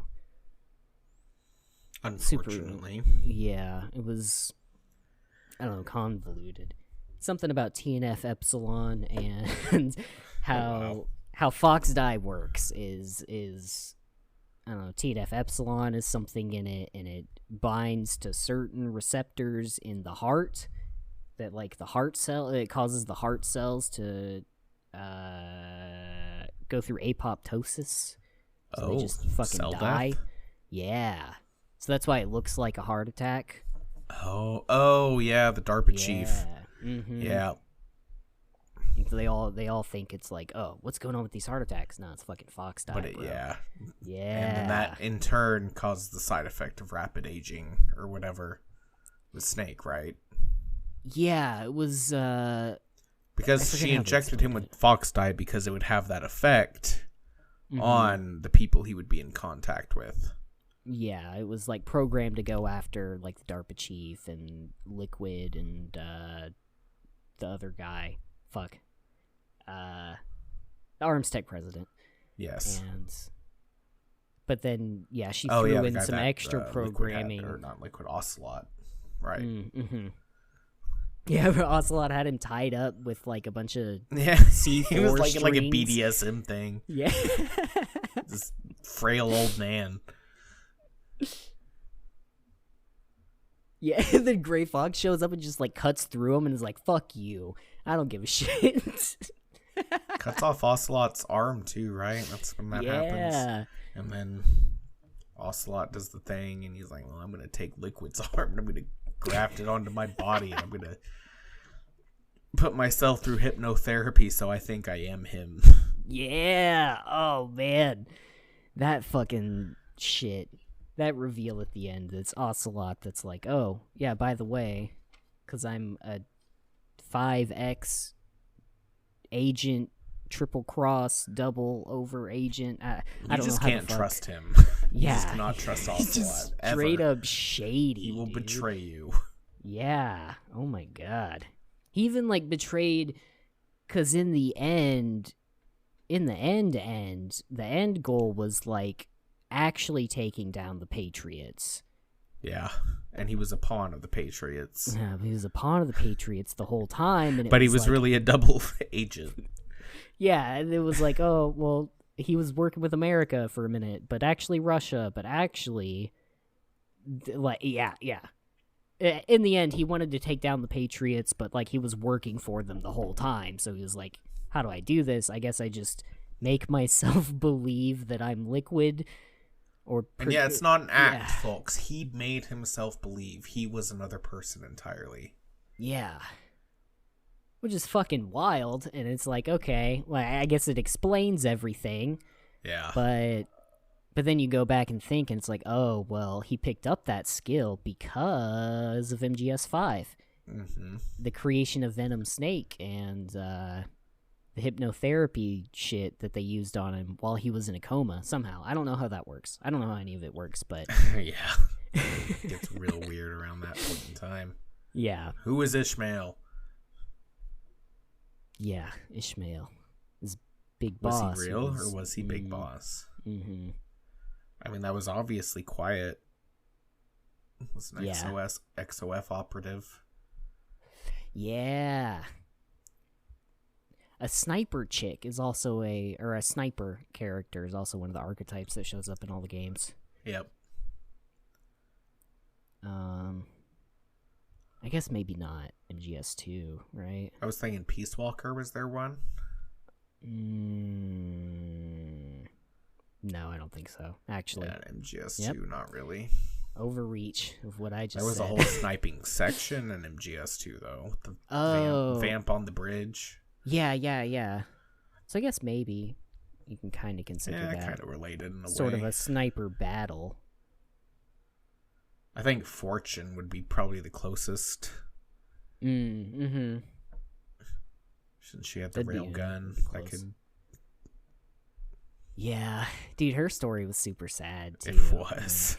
I think everybody's story in MGS2 was just depressing. Just absolutely... I don't remember what... Fat Man's, he was like the son of a watchmaker, right? Yep. Yeah. Or he was adopted by a watchmaker or something like that. And that's where he learned how to make bombs. Yeah, all of his clockwork expertise. And That's where Peter Stillman picked him up and was like, hey, clocks are cool, but this is how you make bombs, bro. Yeah. One and the same. I made yeah, there's the whole cutscene. Yeah, he's like, I made him what he is. I always thought it was a baller move to like rollerblade while drinking He was such a weird character. wine with a giant straw. Yeah. That whole boss fight was just bonkers. Just this really big fat guy rollerblading around, throwing bombs. Yeah. But yeah, I mean, Such the a bosses fun in these character. games have always been like that. Yeah, they have. I mean, the fear. Yeah. Yeah. His He's super like a long spider tongue. guy. Yeah. But he like his spider webs are tripwires for bombs, and Yeah. That always that cutscene always freaked me out. Just his death cutscene, where he's like, "Ah," and the camera cuts like super fast and the super close ups on like his eyes, and then it zooms in on Snake's eyes, and he's like, "What the fuck is going on?" And then his tongue comes out, and then he it's explodes. like a kiss tongue. Yeah, super it was long and super gross. long.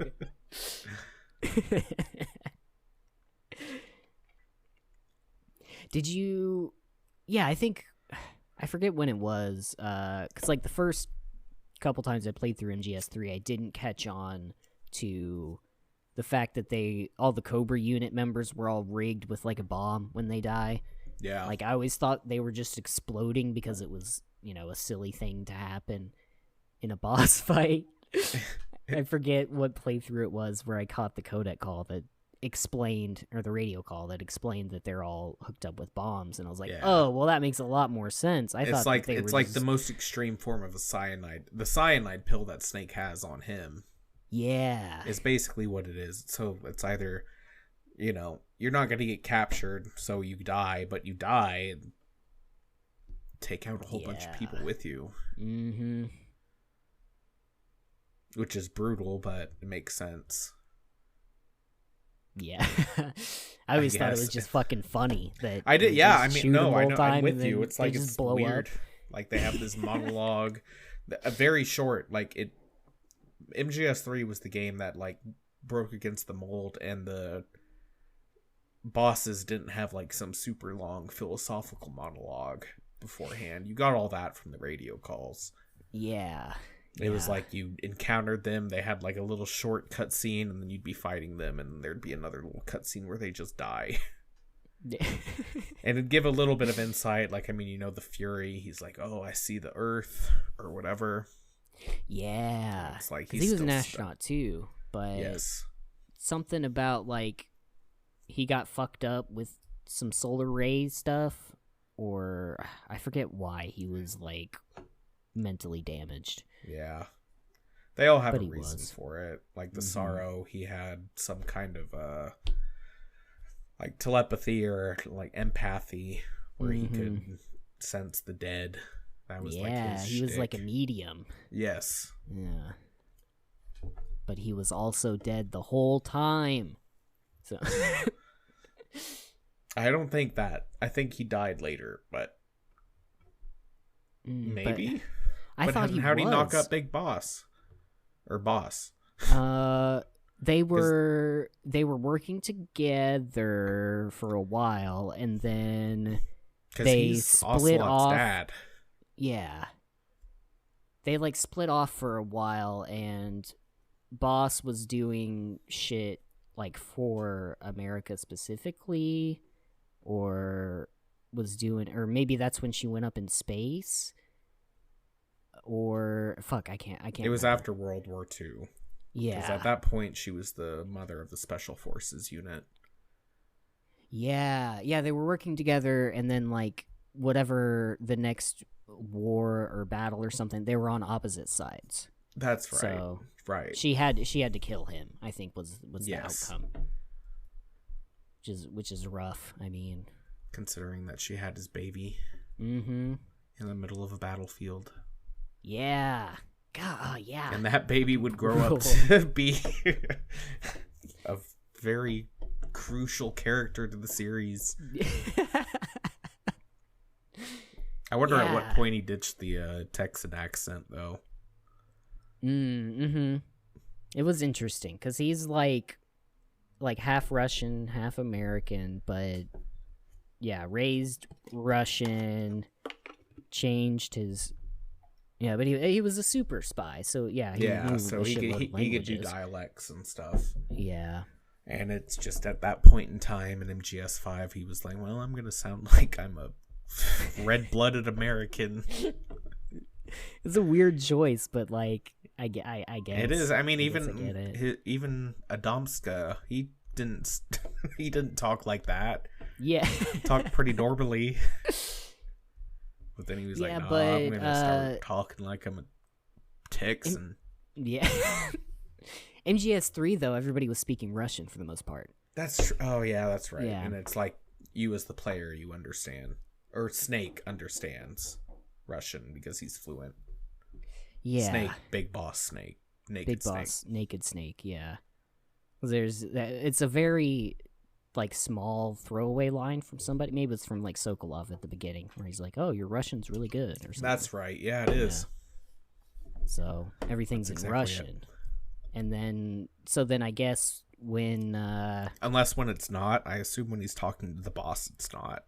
Yeah, I'm sure it switches. Because I don't think Volgan understands what she was saying to him on the bridge. That makes a lot of sense.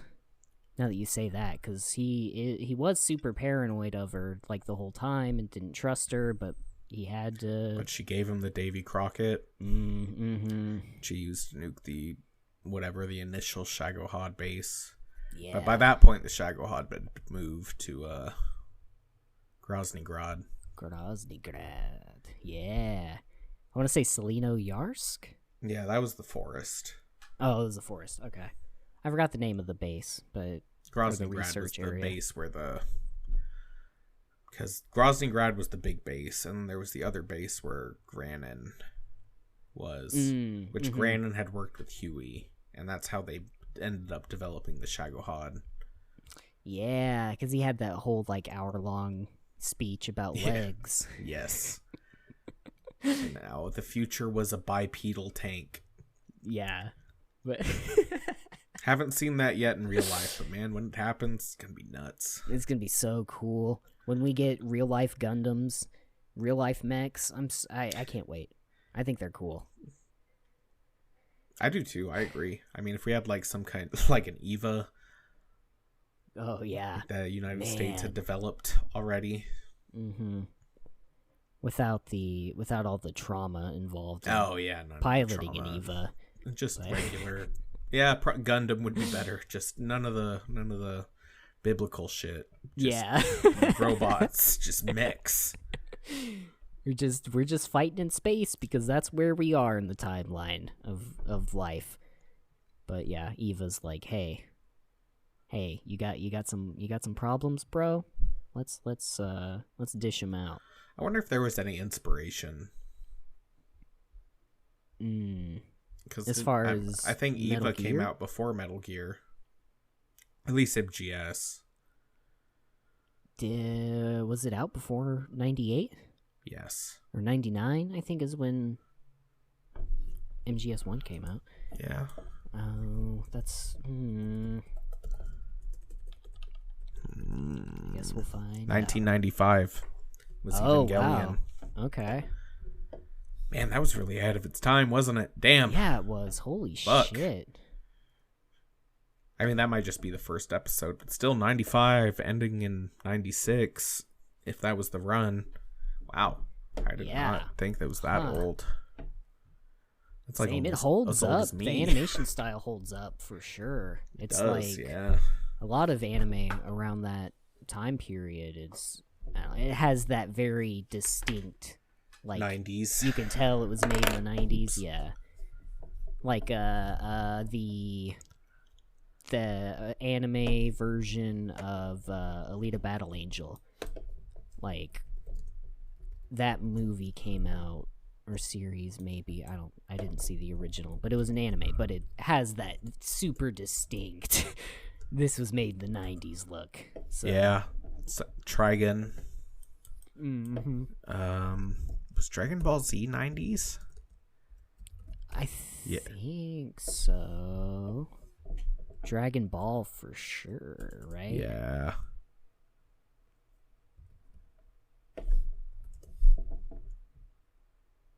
$1989? Really?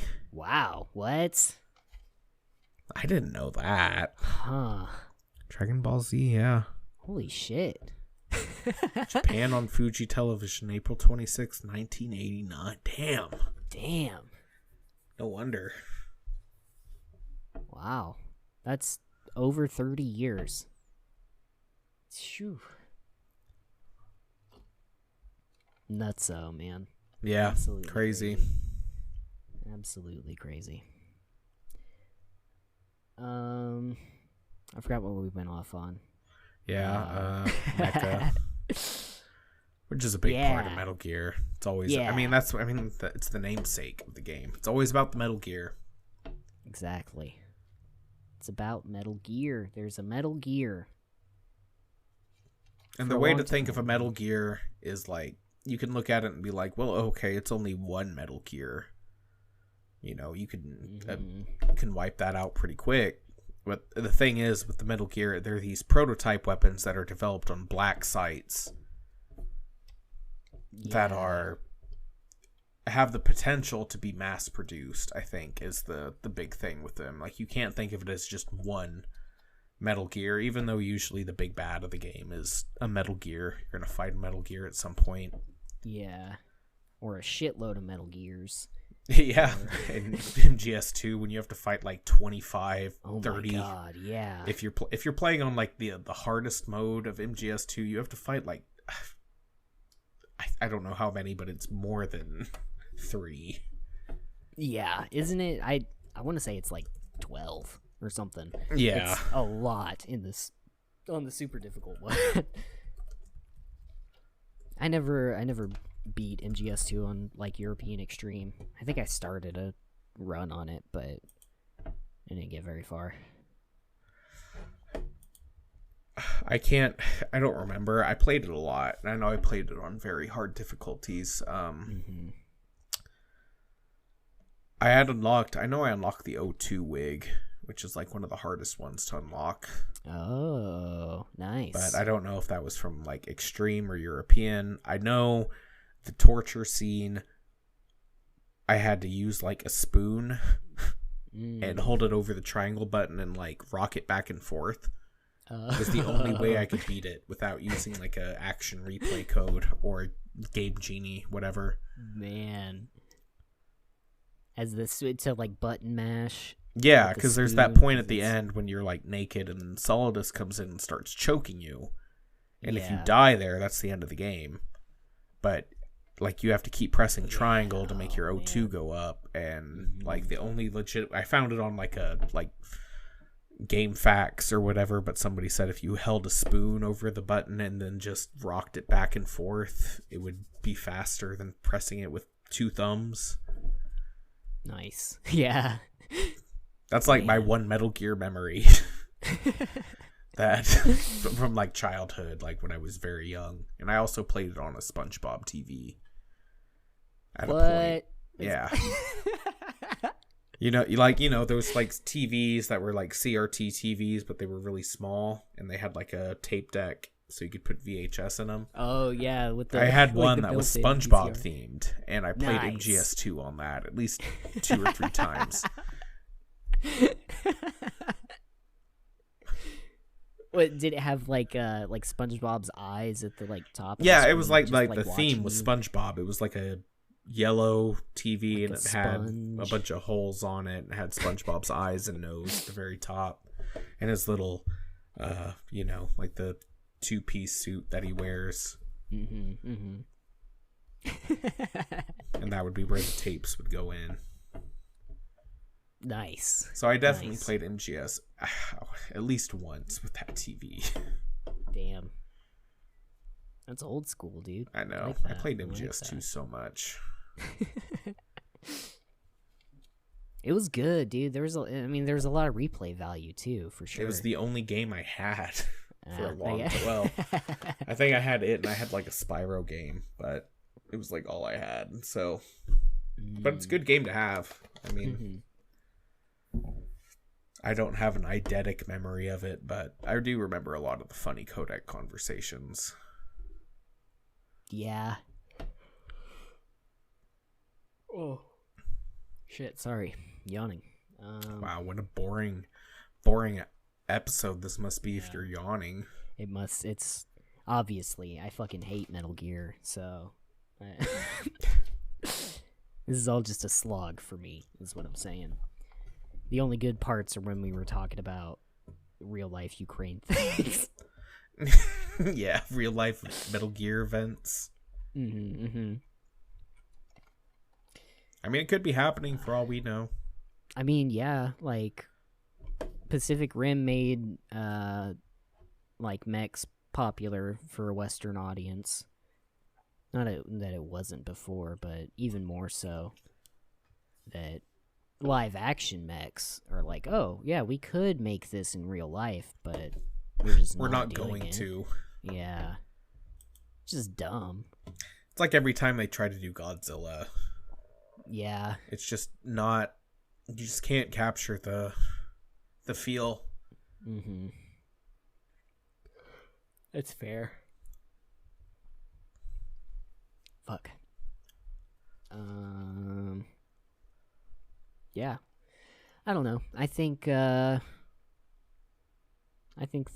series is pretty fantastic, and April 30th is a fun holiday to celebrate. Yeah, it is. You know, be doing the this day, every year. We do this every year. We have. I mean, it's like every year, like before we even started the podcast, it would be like, it'd be April 30th. Be like, oh, do you know what day today is? Or April 29th. You'd be like, you know what day tomorrow is, Jack? Yeah. April 30th. Why do you ask? Well, I'm just going to take 20 minutes out of your mission to remind you. Yeah, she like at first is like, "Oh, you know, I'll just keep calling. I'll just keep asking until you remember." And then eventually she just gives up and is like, "All right, we'll just tell this story." Or how was it was like, you remember the day we met, right? And then they go through that whole story, but I don't think she revealed that it was April 30th. I don't think so. Yeah. This conversation comes right after you meet the suave Iroquois Pliskin. Mm-hmm. So it's hard to remember. Yeah. Because the meeting with him is just like, wow, what a great guy. He really steals the show, steals the game, honestly. Great.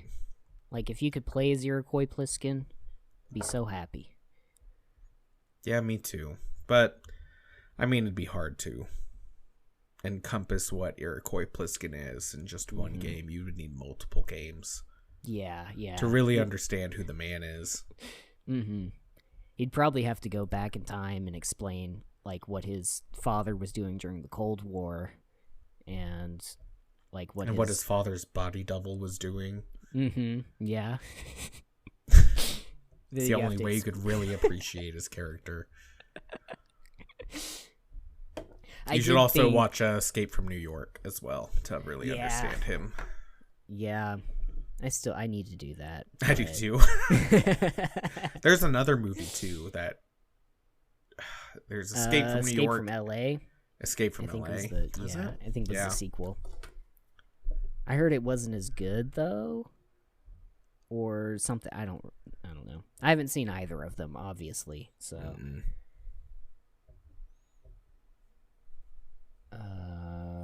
what was I gonna say? Oh, the whole body double thing. I thought it was interesting that Zero is just taking Big Boss's DNA without his permission, like the whole fucking time. Like Les Enfants Terribles, he's like, okay, we're gonna clone you into like some sons, and he's like, I don't really like that, so let's go our separate ways. And then when Big Boss is in a coma after Ground Zeroes, he steals his like identity and puts it into He goes in the and dude other fucking takes a hypo syringe and takes out his sperm. Yeah, yeah, which is fucking ridiculous. And then he makes essentially another clone of Big Boss that, the only thing is that he's not genetically the same, but like his brain is the same or whatever, He believes that he's Big Boss, so he's essentially a clone. And then Big Boss accepts it, but he doesn't accept his children clones until like the end of 4. Not maybe, until right? not until after Snake sees that wedding. Yeah. Like he was probably there. He was there somewhere. He saw it. He was like, fuck. Dude looks exactly like me when I was 30. Man, so he yeah. goes to the empty grave of Big Boss and decides to end his life. There's this whole scene, and I'm pretty sure they teased it in kind of like how they spoiled MGS5 as well. But I'm pretty sure that there was a scene where Snake had the gun in his mouth. Yeah, and then it cut to black, but there was a gunshot. Yeah. Yeah, I remember seeing that too. Because I was like, what the fuck? He's gonna fucking kill himself in the next game? No, he gets hugged, and that fixes it. That fixes it. That's all you really need, is your cloned father to hug you. Your quote-unquote dad. Yeah. But I mean in the grand scheme of things, Solid Snake had always been a proxy for Big Boss. Mm-hmm. He was always not meant, but he rose up to the same status that Big Boss was, and he was pretty much him in everything but name. Legendary mercenary, loyal to a fault. Eventually understood that loyalty was misplaced, that he was just taking orders because that's what a soldier does. Yeah. Dog of war. At the end, I mean, I know that it's like with MGS4, the whole Big Boss scene and Snake in the graveyard. I know it's like super hammy. And it's like, why would this happen? Why would Big Boss bring this like guy that's living on life support to the graveyard where his biological clone son, he never thought of him as a son, but he did respect him as a man. Yeah. There was the thing I read was, how else could you end it doesn't make sense why he brought Zero to the grave, but like Zero was held in, like, he was brain dead. The AI like basically took his brain and was using it for their AI, like their processes and shit, and kept his body in like a vegetative state on life support. And then when Snake gets the Fox Alive virus to hit the AI, it like shuts it down, and then it like revealed his location or something. Yes. Yeah. So, because it was hidden, it was obscured by the AI. Yeah. And by killing Zero, he brings things back to Zero. Mm-hmm. I believe that's what he actually says. He's like, I'm taking it back to Zero. Yeah. Yeah. He talks about sets. Like 1, 2, 5, 10. 1 makes 2, 2 makes 5, 5 makes 10, and so on. Mm-hmm. By bringing it back to Zero, it's going to eventually make 1 again, because 1 comes from 0, always. Comes from nothing. And 1 is life. Yeah. So he's just... that act is essentially starting the cycle over, or ending it and letting something new. Sunny, mm-hmm. You know, they make a lot of emphasis on her doing the egg thing at the beginning of each chapter. Yeah. And it's like there's the one egg that's like perfect, and then there's 2 eggs and one's not perfect. And I forget there's 1 egg that's like she broke, and that's supposed to be solid. He's like the imperfect. Mm-hmm. He's the recessive. Yeah, yeah. And then there's Solidus, and eventually there's 3 eggs that are all perfect, because they were all perfect in their own way. They were all parts of Big Boss. Yeah. They were all parts of Big Boss. That's right. Shit. And it all, wrapped up at the end. Man. Shit. I really do think MGS4 wrapped it up nice. MGS5 was just it's a good bonus to... Yeah. It ends with him getting the message from Big Boss. He's like, you and I are one and the same. Mm-hmm. We're the same person. Yeah, I actually wrote down his last words on the tape. Here it is. Yeah. I am you and you are me. Carry that with you wherever you go. From here on out, you're Big Boss. He makes a big deal about, like, where he like totally accepts Venom as like his clone, essentially, his twin brother, his twin snake, if you will. Ooh, that's good. Yeah. Like his unintended clone. Yeah. The clone he got to choose. Yeah. That's kind of what I was trying to get at with Zero comes to the hospital and turns Venom into Venom. Is that he's doing another Les Enfants Terribles, essentially, but instead of making a child clone, it's just like, oh, let's just turn an adult into Big Boss and see what happens. But then, Big Boss eventually, like, accepts him and is like, hey, let's change the world together, even though we'll never be seen together ever again, and, like, you're probably gonna get killed. You're probably gonna get killed by my genetic clone son at some point. But it's not gonna make sense until 20 years later when Kojima finally figures out how to tie it all together. Yeah.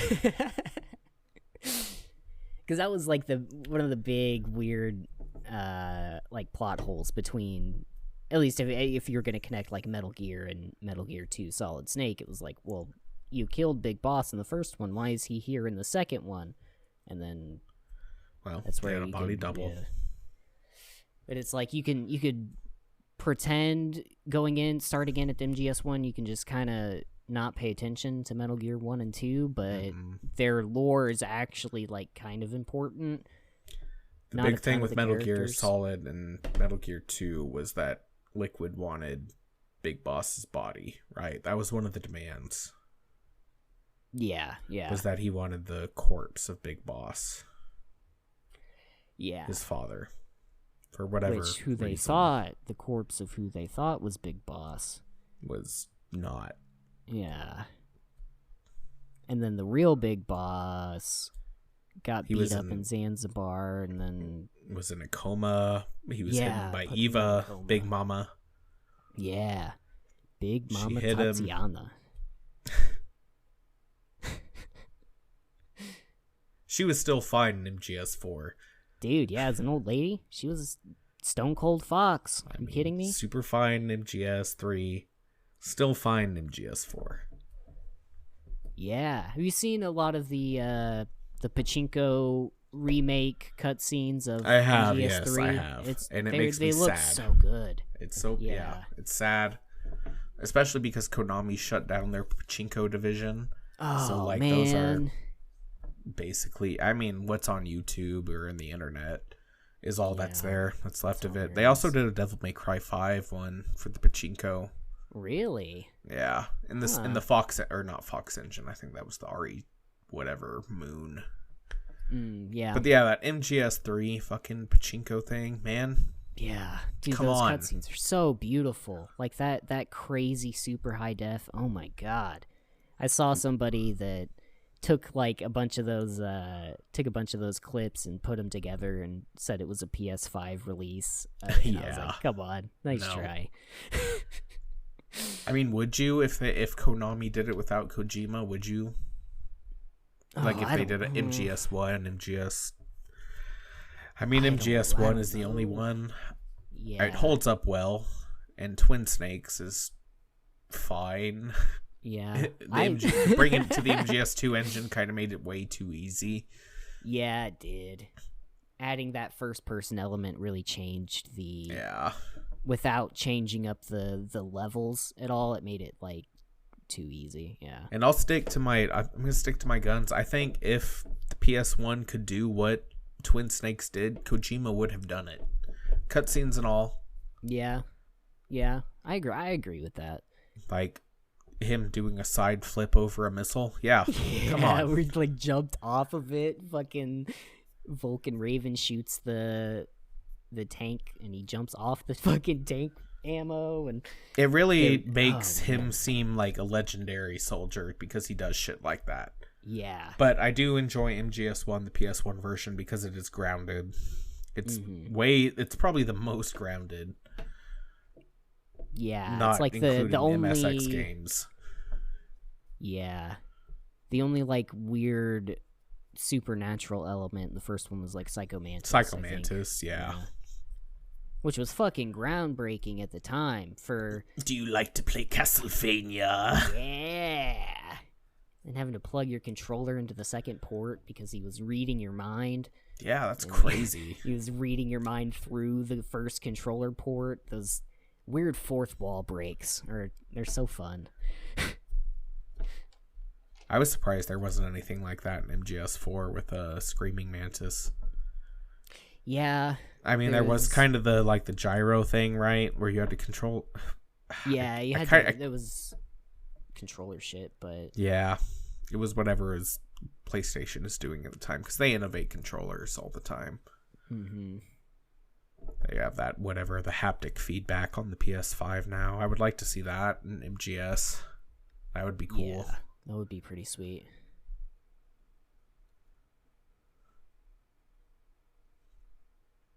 Man. What a beautiful game series. Right? I fucking love it, dude. I highly encourage anybody listening, if you've made it this far, you probably... I don't know, if you don't know the game, you probably would like it if you've enjoyed our ramblings. Yeah, I don't know. I think so. I mean... I think so. At the very least, it's fun to... The cutscenes are all fantastic. Like, yeah, you can talk shit on the games because there's a lot of cutscenes, but they're all pretty good, and I have learned a lot of history from them. Yeah, world or American history. At least American history and American I mean, there is military world history policy. in there, too. Mm-hmm.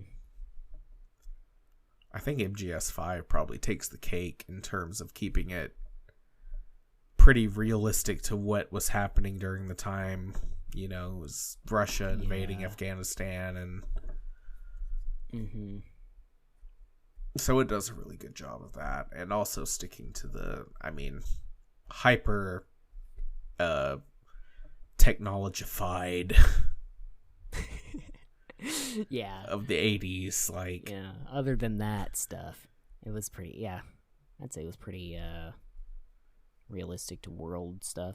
Peace Walker got into the Nicaragua, Costa Rica conflict, some Central America all the stuff the CIA was doing in the 70s to the Latin America. That still has rippling effect today. Yeah. I think if anything we can say Kojima is he knows the set pieces where he sets these games. He understands them. And then he makes them his own. Yeah, exactly. Like what if there was some legendary mercenary that decided to start up his own private militia turned country, small country of just people that were soldiers. Yeah. And then it's like, what are the ramifications of that? Because later on, down the line, it's like, well, yeah, war economy, and then proxy wars fought with proxy armies, and we haven't even talked about Metal Gear Rising. Oh my god, we haven't. And Holy the future shit. the Metal Gear future that was promised to us. Mm-hmm. Where private militias are everywhere. Yeah. And so are cyborg ninjas. Cyborg and ninjas. non-cyborg. Did you know that Sam was not a cyborg? Really? Yeah, he's all Smiling human. Sam? Yeah, Jetstream Sam. Huh. I Not a thought cyborg. he had some... Wow. That's He has surprising. absolutely no augmentations. Damn, that makes him really badass then. I Yeah. didn't know. I mean, I think like his armor gives him like some kind of strength, but like he's not like Raiden. Raiden is full cyborg. Yeah, right. Sam is not. Like what he's wearing over himself is just armor, which makes him more badass. Yeah, that's crazy. That dude stole the show. His DLC was really good too. Oh man, I don't think I ever played it. Or the Blade. I know there was a Or Blade the Blade Wolf. Wolf. DLC Yeah, too. that was good too. That was like one mission, but you gotta play as Blade Wolf, and it was fun. Yeah, robot dog, pretty cool. That game was wild too, and it was one that, like you were saying earlier, where you could play through the whole game with missing out on like a shitload of codec calls. That's what I did. I ended up blazing through it because it was just super fun. I didn't catch a lot of the codec calls, and there were a lot of them. They were pretty fun. Pretty much the same as like MGS2 or 3, where any situation you were in, you could call somebody and they might have something to say about it. Mm-hmm. Blade Wolf, he was always fun to talk to because he had like a very logical approach to how Raiden was doing things. And then there was the whatever team leader, Boris, the Russian dude, and the standard German doctor. Yeah, Doctor, turn off my pain inhibitors. What? What do you want, Jack?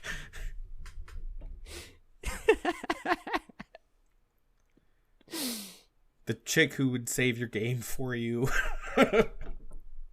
God, that was just such... I wish they would make another one. Yeah. I would be cool with the canon going forward with that. It was also just a good hack and slash game. I mean, great, amazing, with a great soundtrack. Yeah. It was a super good game. And then like there was some DLC that you could just wear Gray Fox's skin, and I thought that was kind of dope. Yeah. Just play through the whole game as Gray Fox. You could also play through the whole game as Raiden in his mariachi outfit. That was part of the storyline. Was like he was like supposed to like blend in with the locals, and he has like this mariachi, this huge sombrero and a poncho, but he's obviously a cyborg robotic man. So it was like the poncho would just fell around his shoulders, so it was like his entire torso and lower body. It's like, yeah, that guy's a fucking robot. There's excuse me. And one of the best villains of the series. Well, multiple. I mean, there were really good villains in that game. Sundowner was crazy.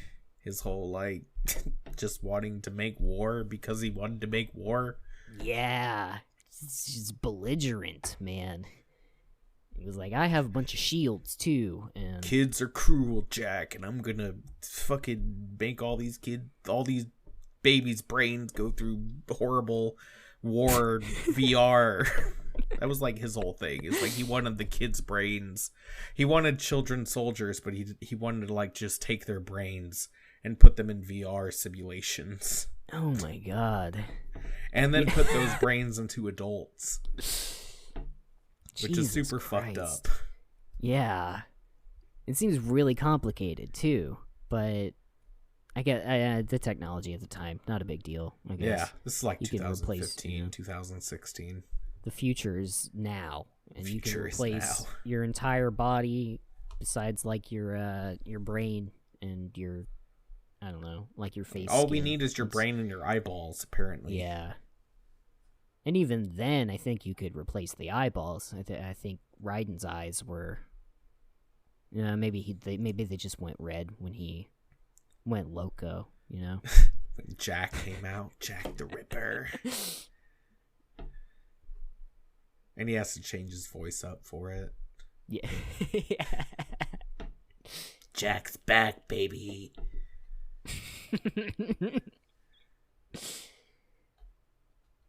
Oof, they really did a number on him. That poor guy. Poor Raiden, yeah. Yeah. God. They really fucked him up as a kid. I mean, he was doomed from the start. Like, at the beginning of MGS2, they're like, hey, we replaced your blood with nanomachines. Yeah. His whole blood. And he's just like, oh, that's cool. Or he's like, well, isn't that bad? And he's like, and Campbell's like, no, because we can like monitor your like heart rate and everything. We just got a screen here. By the way, your girlfriend's gonna be monitoring all that for you. She has no security clearance or anything. Yeah. We're just gonna let her do it because she knows you the best. And then he gets cucked by Campbell, but not really. Yeah. That was a weird twist, too, it seems kind of out of left field. Yeah. Like, if you were Raiden, do you really believe that Campbell would, like, swoop in on Rosemary? Like, I don't even know if I would think Campbell is real at the end of MGS2. Yeah, because, like, they never actually met, and he was an AI in MGS2, so... Like, the real Campbell and Raiden. Yeah. Right? He wouldn't even know that he was, like, a real And then all of a dude. sudden, his girlfriend and his son are, like, moving in with him, and... Yeah.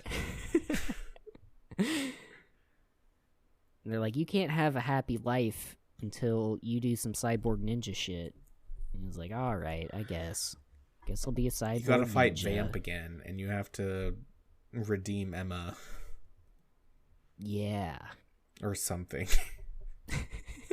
There was that whole fight where it was like a split screen thing, and then like you were watching Vamp and Raiden fight, but Snake was also fighting the Metal Gear at the time. Yeah. Which was cool, but like... It was cool. It was just hard to make pay attention Raiden to. awesome. Yeah. Like, it was like to redeem Raiden, because everybody was so pissed you had to play as Raiden in MGS2. Mm-hmm. Yeah, and they were like, well, then we're going to make him into a ninja, and you can't hate him. And then, ninjas are he cool. shows up in 4 and is like, now I'll protect you. And then, he does. He goes hard. He fucking takes out all those weird cow gecko things. Yeah. Fucking breakdance fighting them, man. It's nuts. He, like, does the Bayonetta thing where he, like, puts his swords into his feet. Yeah. It, like, spins on his hands. It's so cool. Like, I loved Raiden before, but I loved him even more after. And then I loved him. I knew my love for him was sealed in Rising. Yeah. Honestly, a dope character. Very good. All said and done, super cool. Agreed. It's I think what really killed his character, like what made people hate him, was the fact that a lot of people went out and bought Zone of the Enders explicitly for the MGS2 demo. Oh, which was just, I believe it was just the demo mission up to Olga. Uh-huh. So you got everything up to Olga, you played as Snake, and then whatever. But then when you got the full game, you know. Yeah, it's like, oh, the tanker mission. It was the cop-out. Mm-hmm. It was like there was only Switch. an hour of game after that, and then you play as Raiden the rest of the game. And he's this pretty boy. Mm-hmm. You know, you put cat ears on him. Pretty cute. Pretty cute.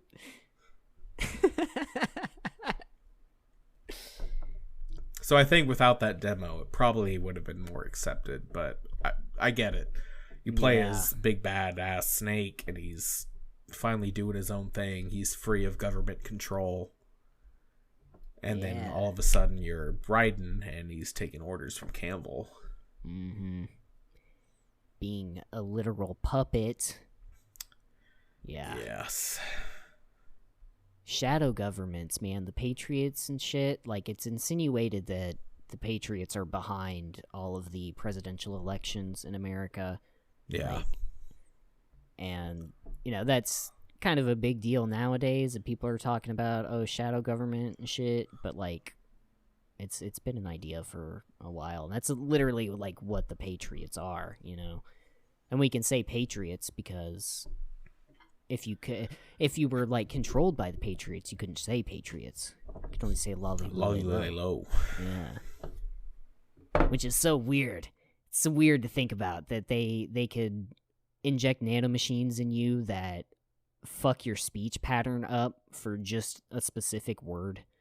Like, I mean, that's a very minor thing, but that out of all the things that they've done throughout the series of games, that one, I don't know, stands out to me for some reason. I mean, they created shadow governments. They were pretty much the main aggressor the whole time. Yeah. From the philosophers to what would eventually become the Patriots and the guns of the Patriots. Yeah. And it was, I forget why the philosophers formed, but it was like China, America, Russia, and they put back like a shitload of money. I forget how much it was.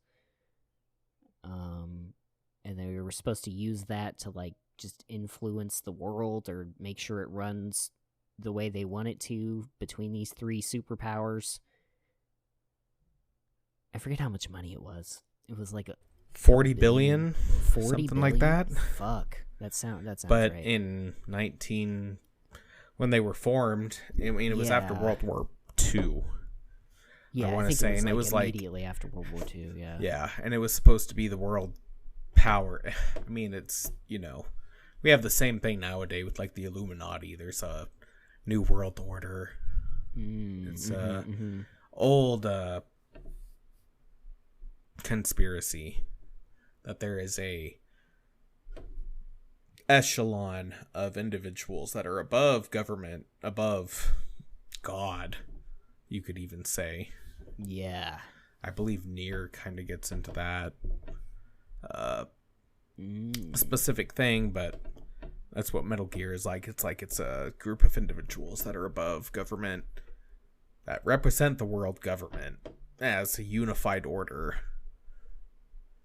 And they have a repository of infinite wealth. Yeah, and they dictate how shit goes down, and that's, they decided the war economy was the most profitable and the, like, easiest to maintain because, like, military law, martial law rather. Yeah, man. Which may have some truth, It just might. Yeah, it just might. There's probably a group out there that's operates in a similar function to the Patriots, or they're trying to. And I think that might be part of the AI scare that's going on. The what scare? The AI scare. Oh, AI, yeah. Yeah. It's scary. It is.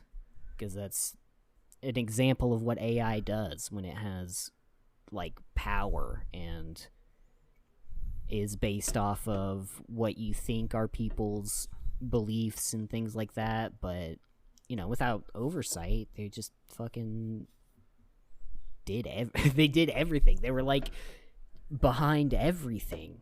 All of the PMCs had some sort of tie to, like, Cypher, which was, tied to the Patriots, and then whatever the fuck Ocelot was doing was backed by the Patriots, even if it was against them. And then yeah. Fucking crazy, dude. I mean, for a real world example of what AI could do is we have 27, this is our 27th episode. Yeah. 27. Yeah. Episode 27. If somebody were to be like, I created this AI, it can learn, quote unquote, learn as an AI can, and they just listen to these past 27 episodes, they could probably get a good like vocal, like footprint They could probably match our speech patterns pretty well. Ooh, probably. That's just on a small scale. And, you know, we only have 27, which is like, what, 20, maybe 30 hours of content. Yeah, maybe. 30 hours of our voice, but that would almost be enough so somebody could call into Papa John's and order a pizza under our name. Yeah, with our voice. With our voice. Then, yeah. They could frame you for some shit, and then you go on trial, and they play the recordings, and it's like, it's your voice, but you never said that. Yeah. But How know do you what? prove that? Exactly. That's harder to prove. It's so, yeah. And then what kind of world do we live in where we have to, like, prove that we are humans for real? Like, that's like Blade Runner shit, right? That's MGS shit, Elliot. And MGS shit, it is. Because what defines us? What do you think defines? Is it our genes that define us, or is it what we know? Is it the experiences we've had and the lessons we've learned?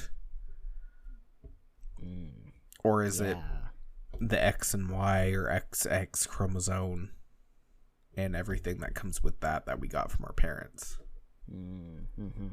Given that we were a natural birth. Right. When I say natural, I mean, you know, a genetic like a man, test tube genetic baby. woman, exchanging genetic material in a moment In a of passion. genetic way. Yeah. Or not. In a genetic way, let's say that. Yeah, just leave it at that. I had a really sad thought. I did moving too.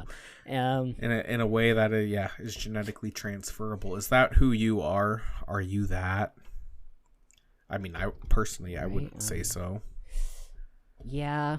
It plays a hand, but it does. But you know, like me.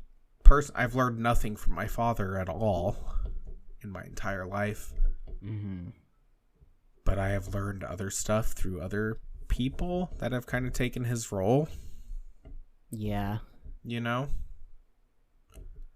Yeah, that's fair. You know what I mean? Is that who I am, or is who I am always going to be who he is? Yeah, GAGGTCTAGCT. Gattaca. Yeah. Whatever the genetic shit is. Yeah. Yeah. It's a good question you have to ask yourself, and I would agree with you that it's definitely, you're more than just your genetic code. And even though things about your personality can be explained through genetics, sometimes it doesn't. I don't know. No, yeah. I mean, I think it's a mixture of both parts.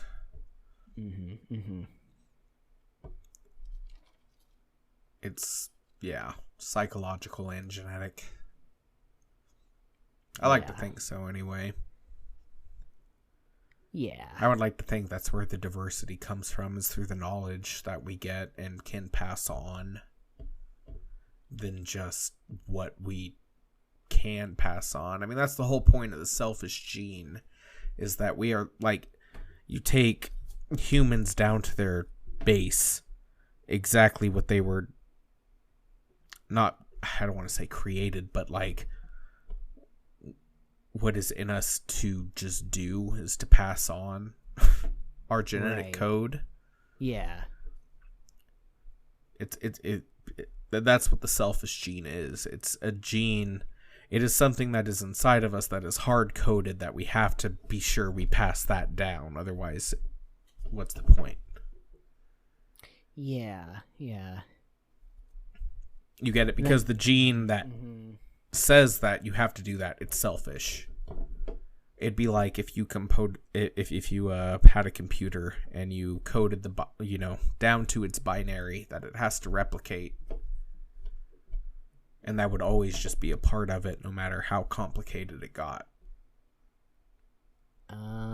Yeah. Okay. It'd be like you were coding replication. You were putting replication into its binary code, into how it understands. At the very like base level. Yeah, I see what you mean. And that's why it's selfish. It's a selfish gene.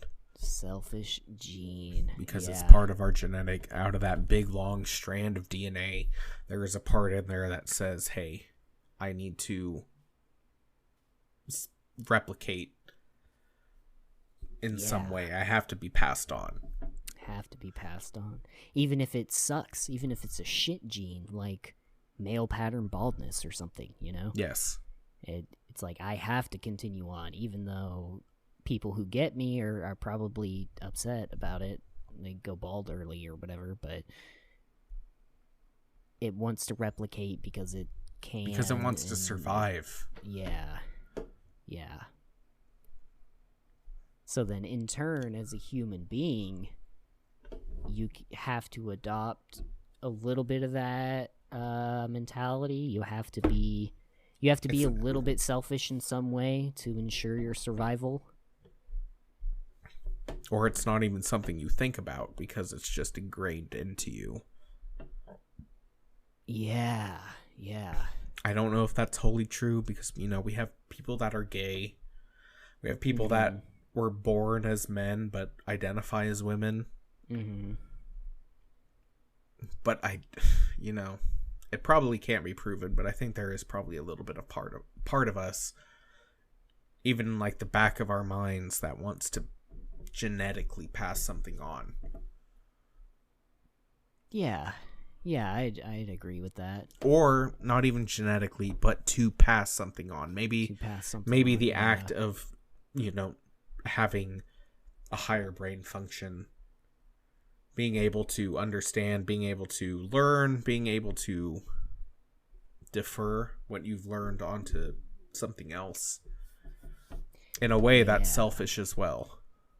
Because it's like that information wants to survive. If that makes sense. Yeah, that's I know that the pi idea is in 3.14. Right? I teach my kid that pi is 3.14. Does that mean pi itself as a concept wants to survive? Has its own. You get what I'm getting at here? Information itself is a selfish gene. It's selfish. It wants to be passed on. It wants to continue to be. It wants to exist. I'm not saying I'm not like anthropomorphizing it. No, I'm just saying that we're selective on what we choose to pass on.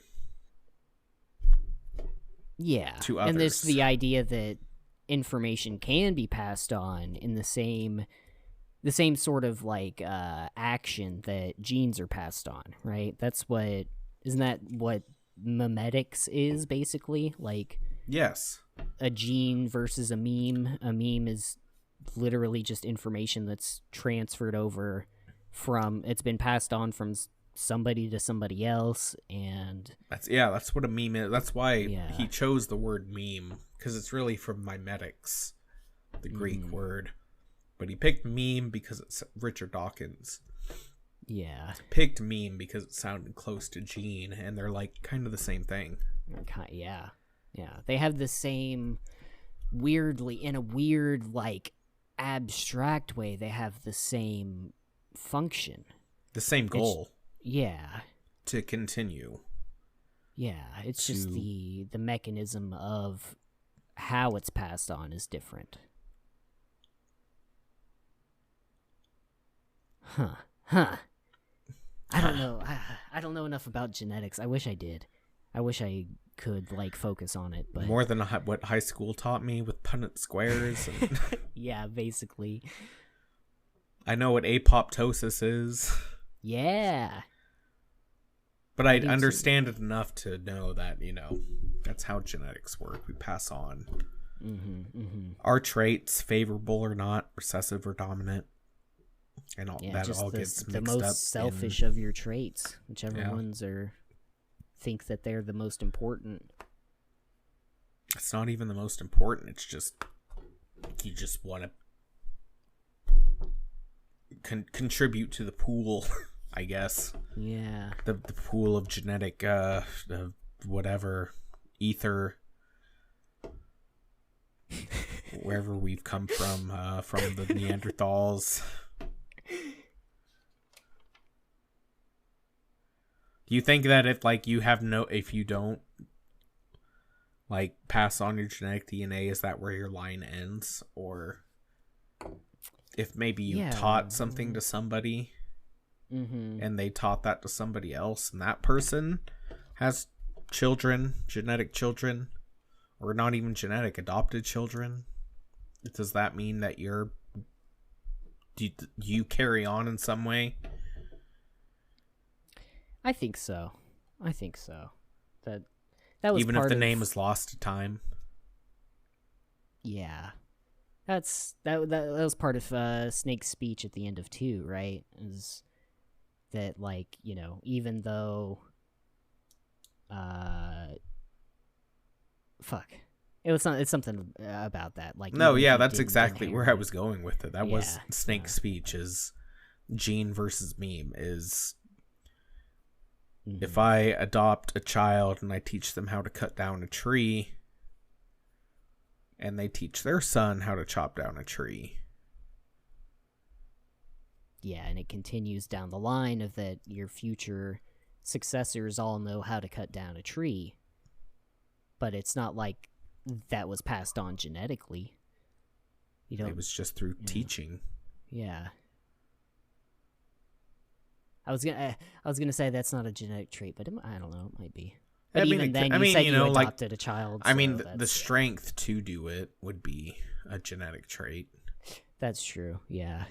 Whereas just the know-how of it isn't necessarily genetic. It could be.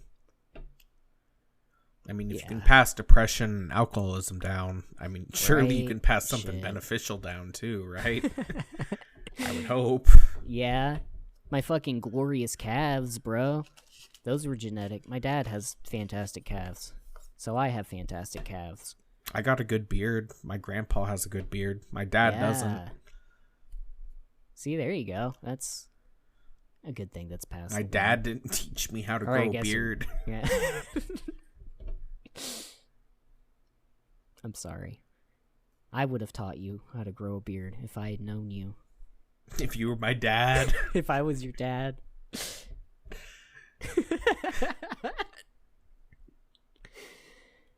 Shit.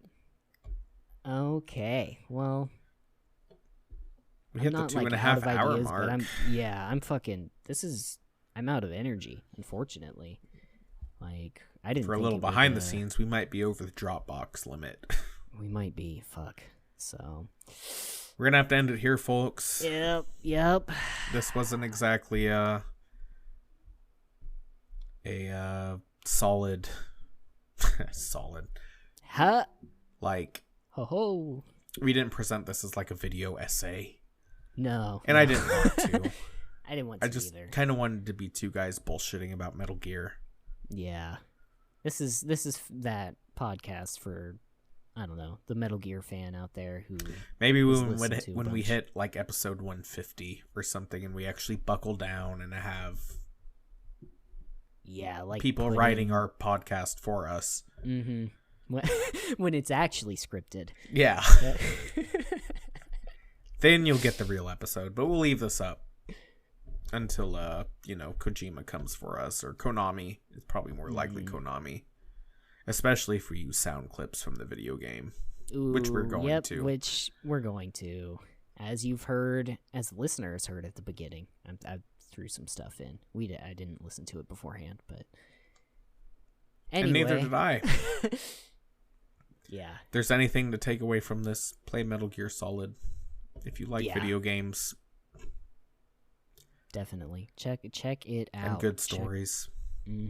Play Metal Gear Rising: Revengeance first, just because everything after that is downhill.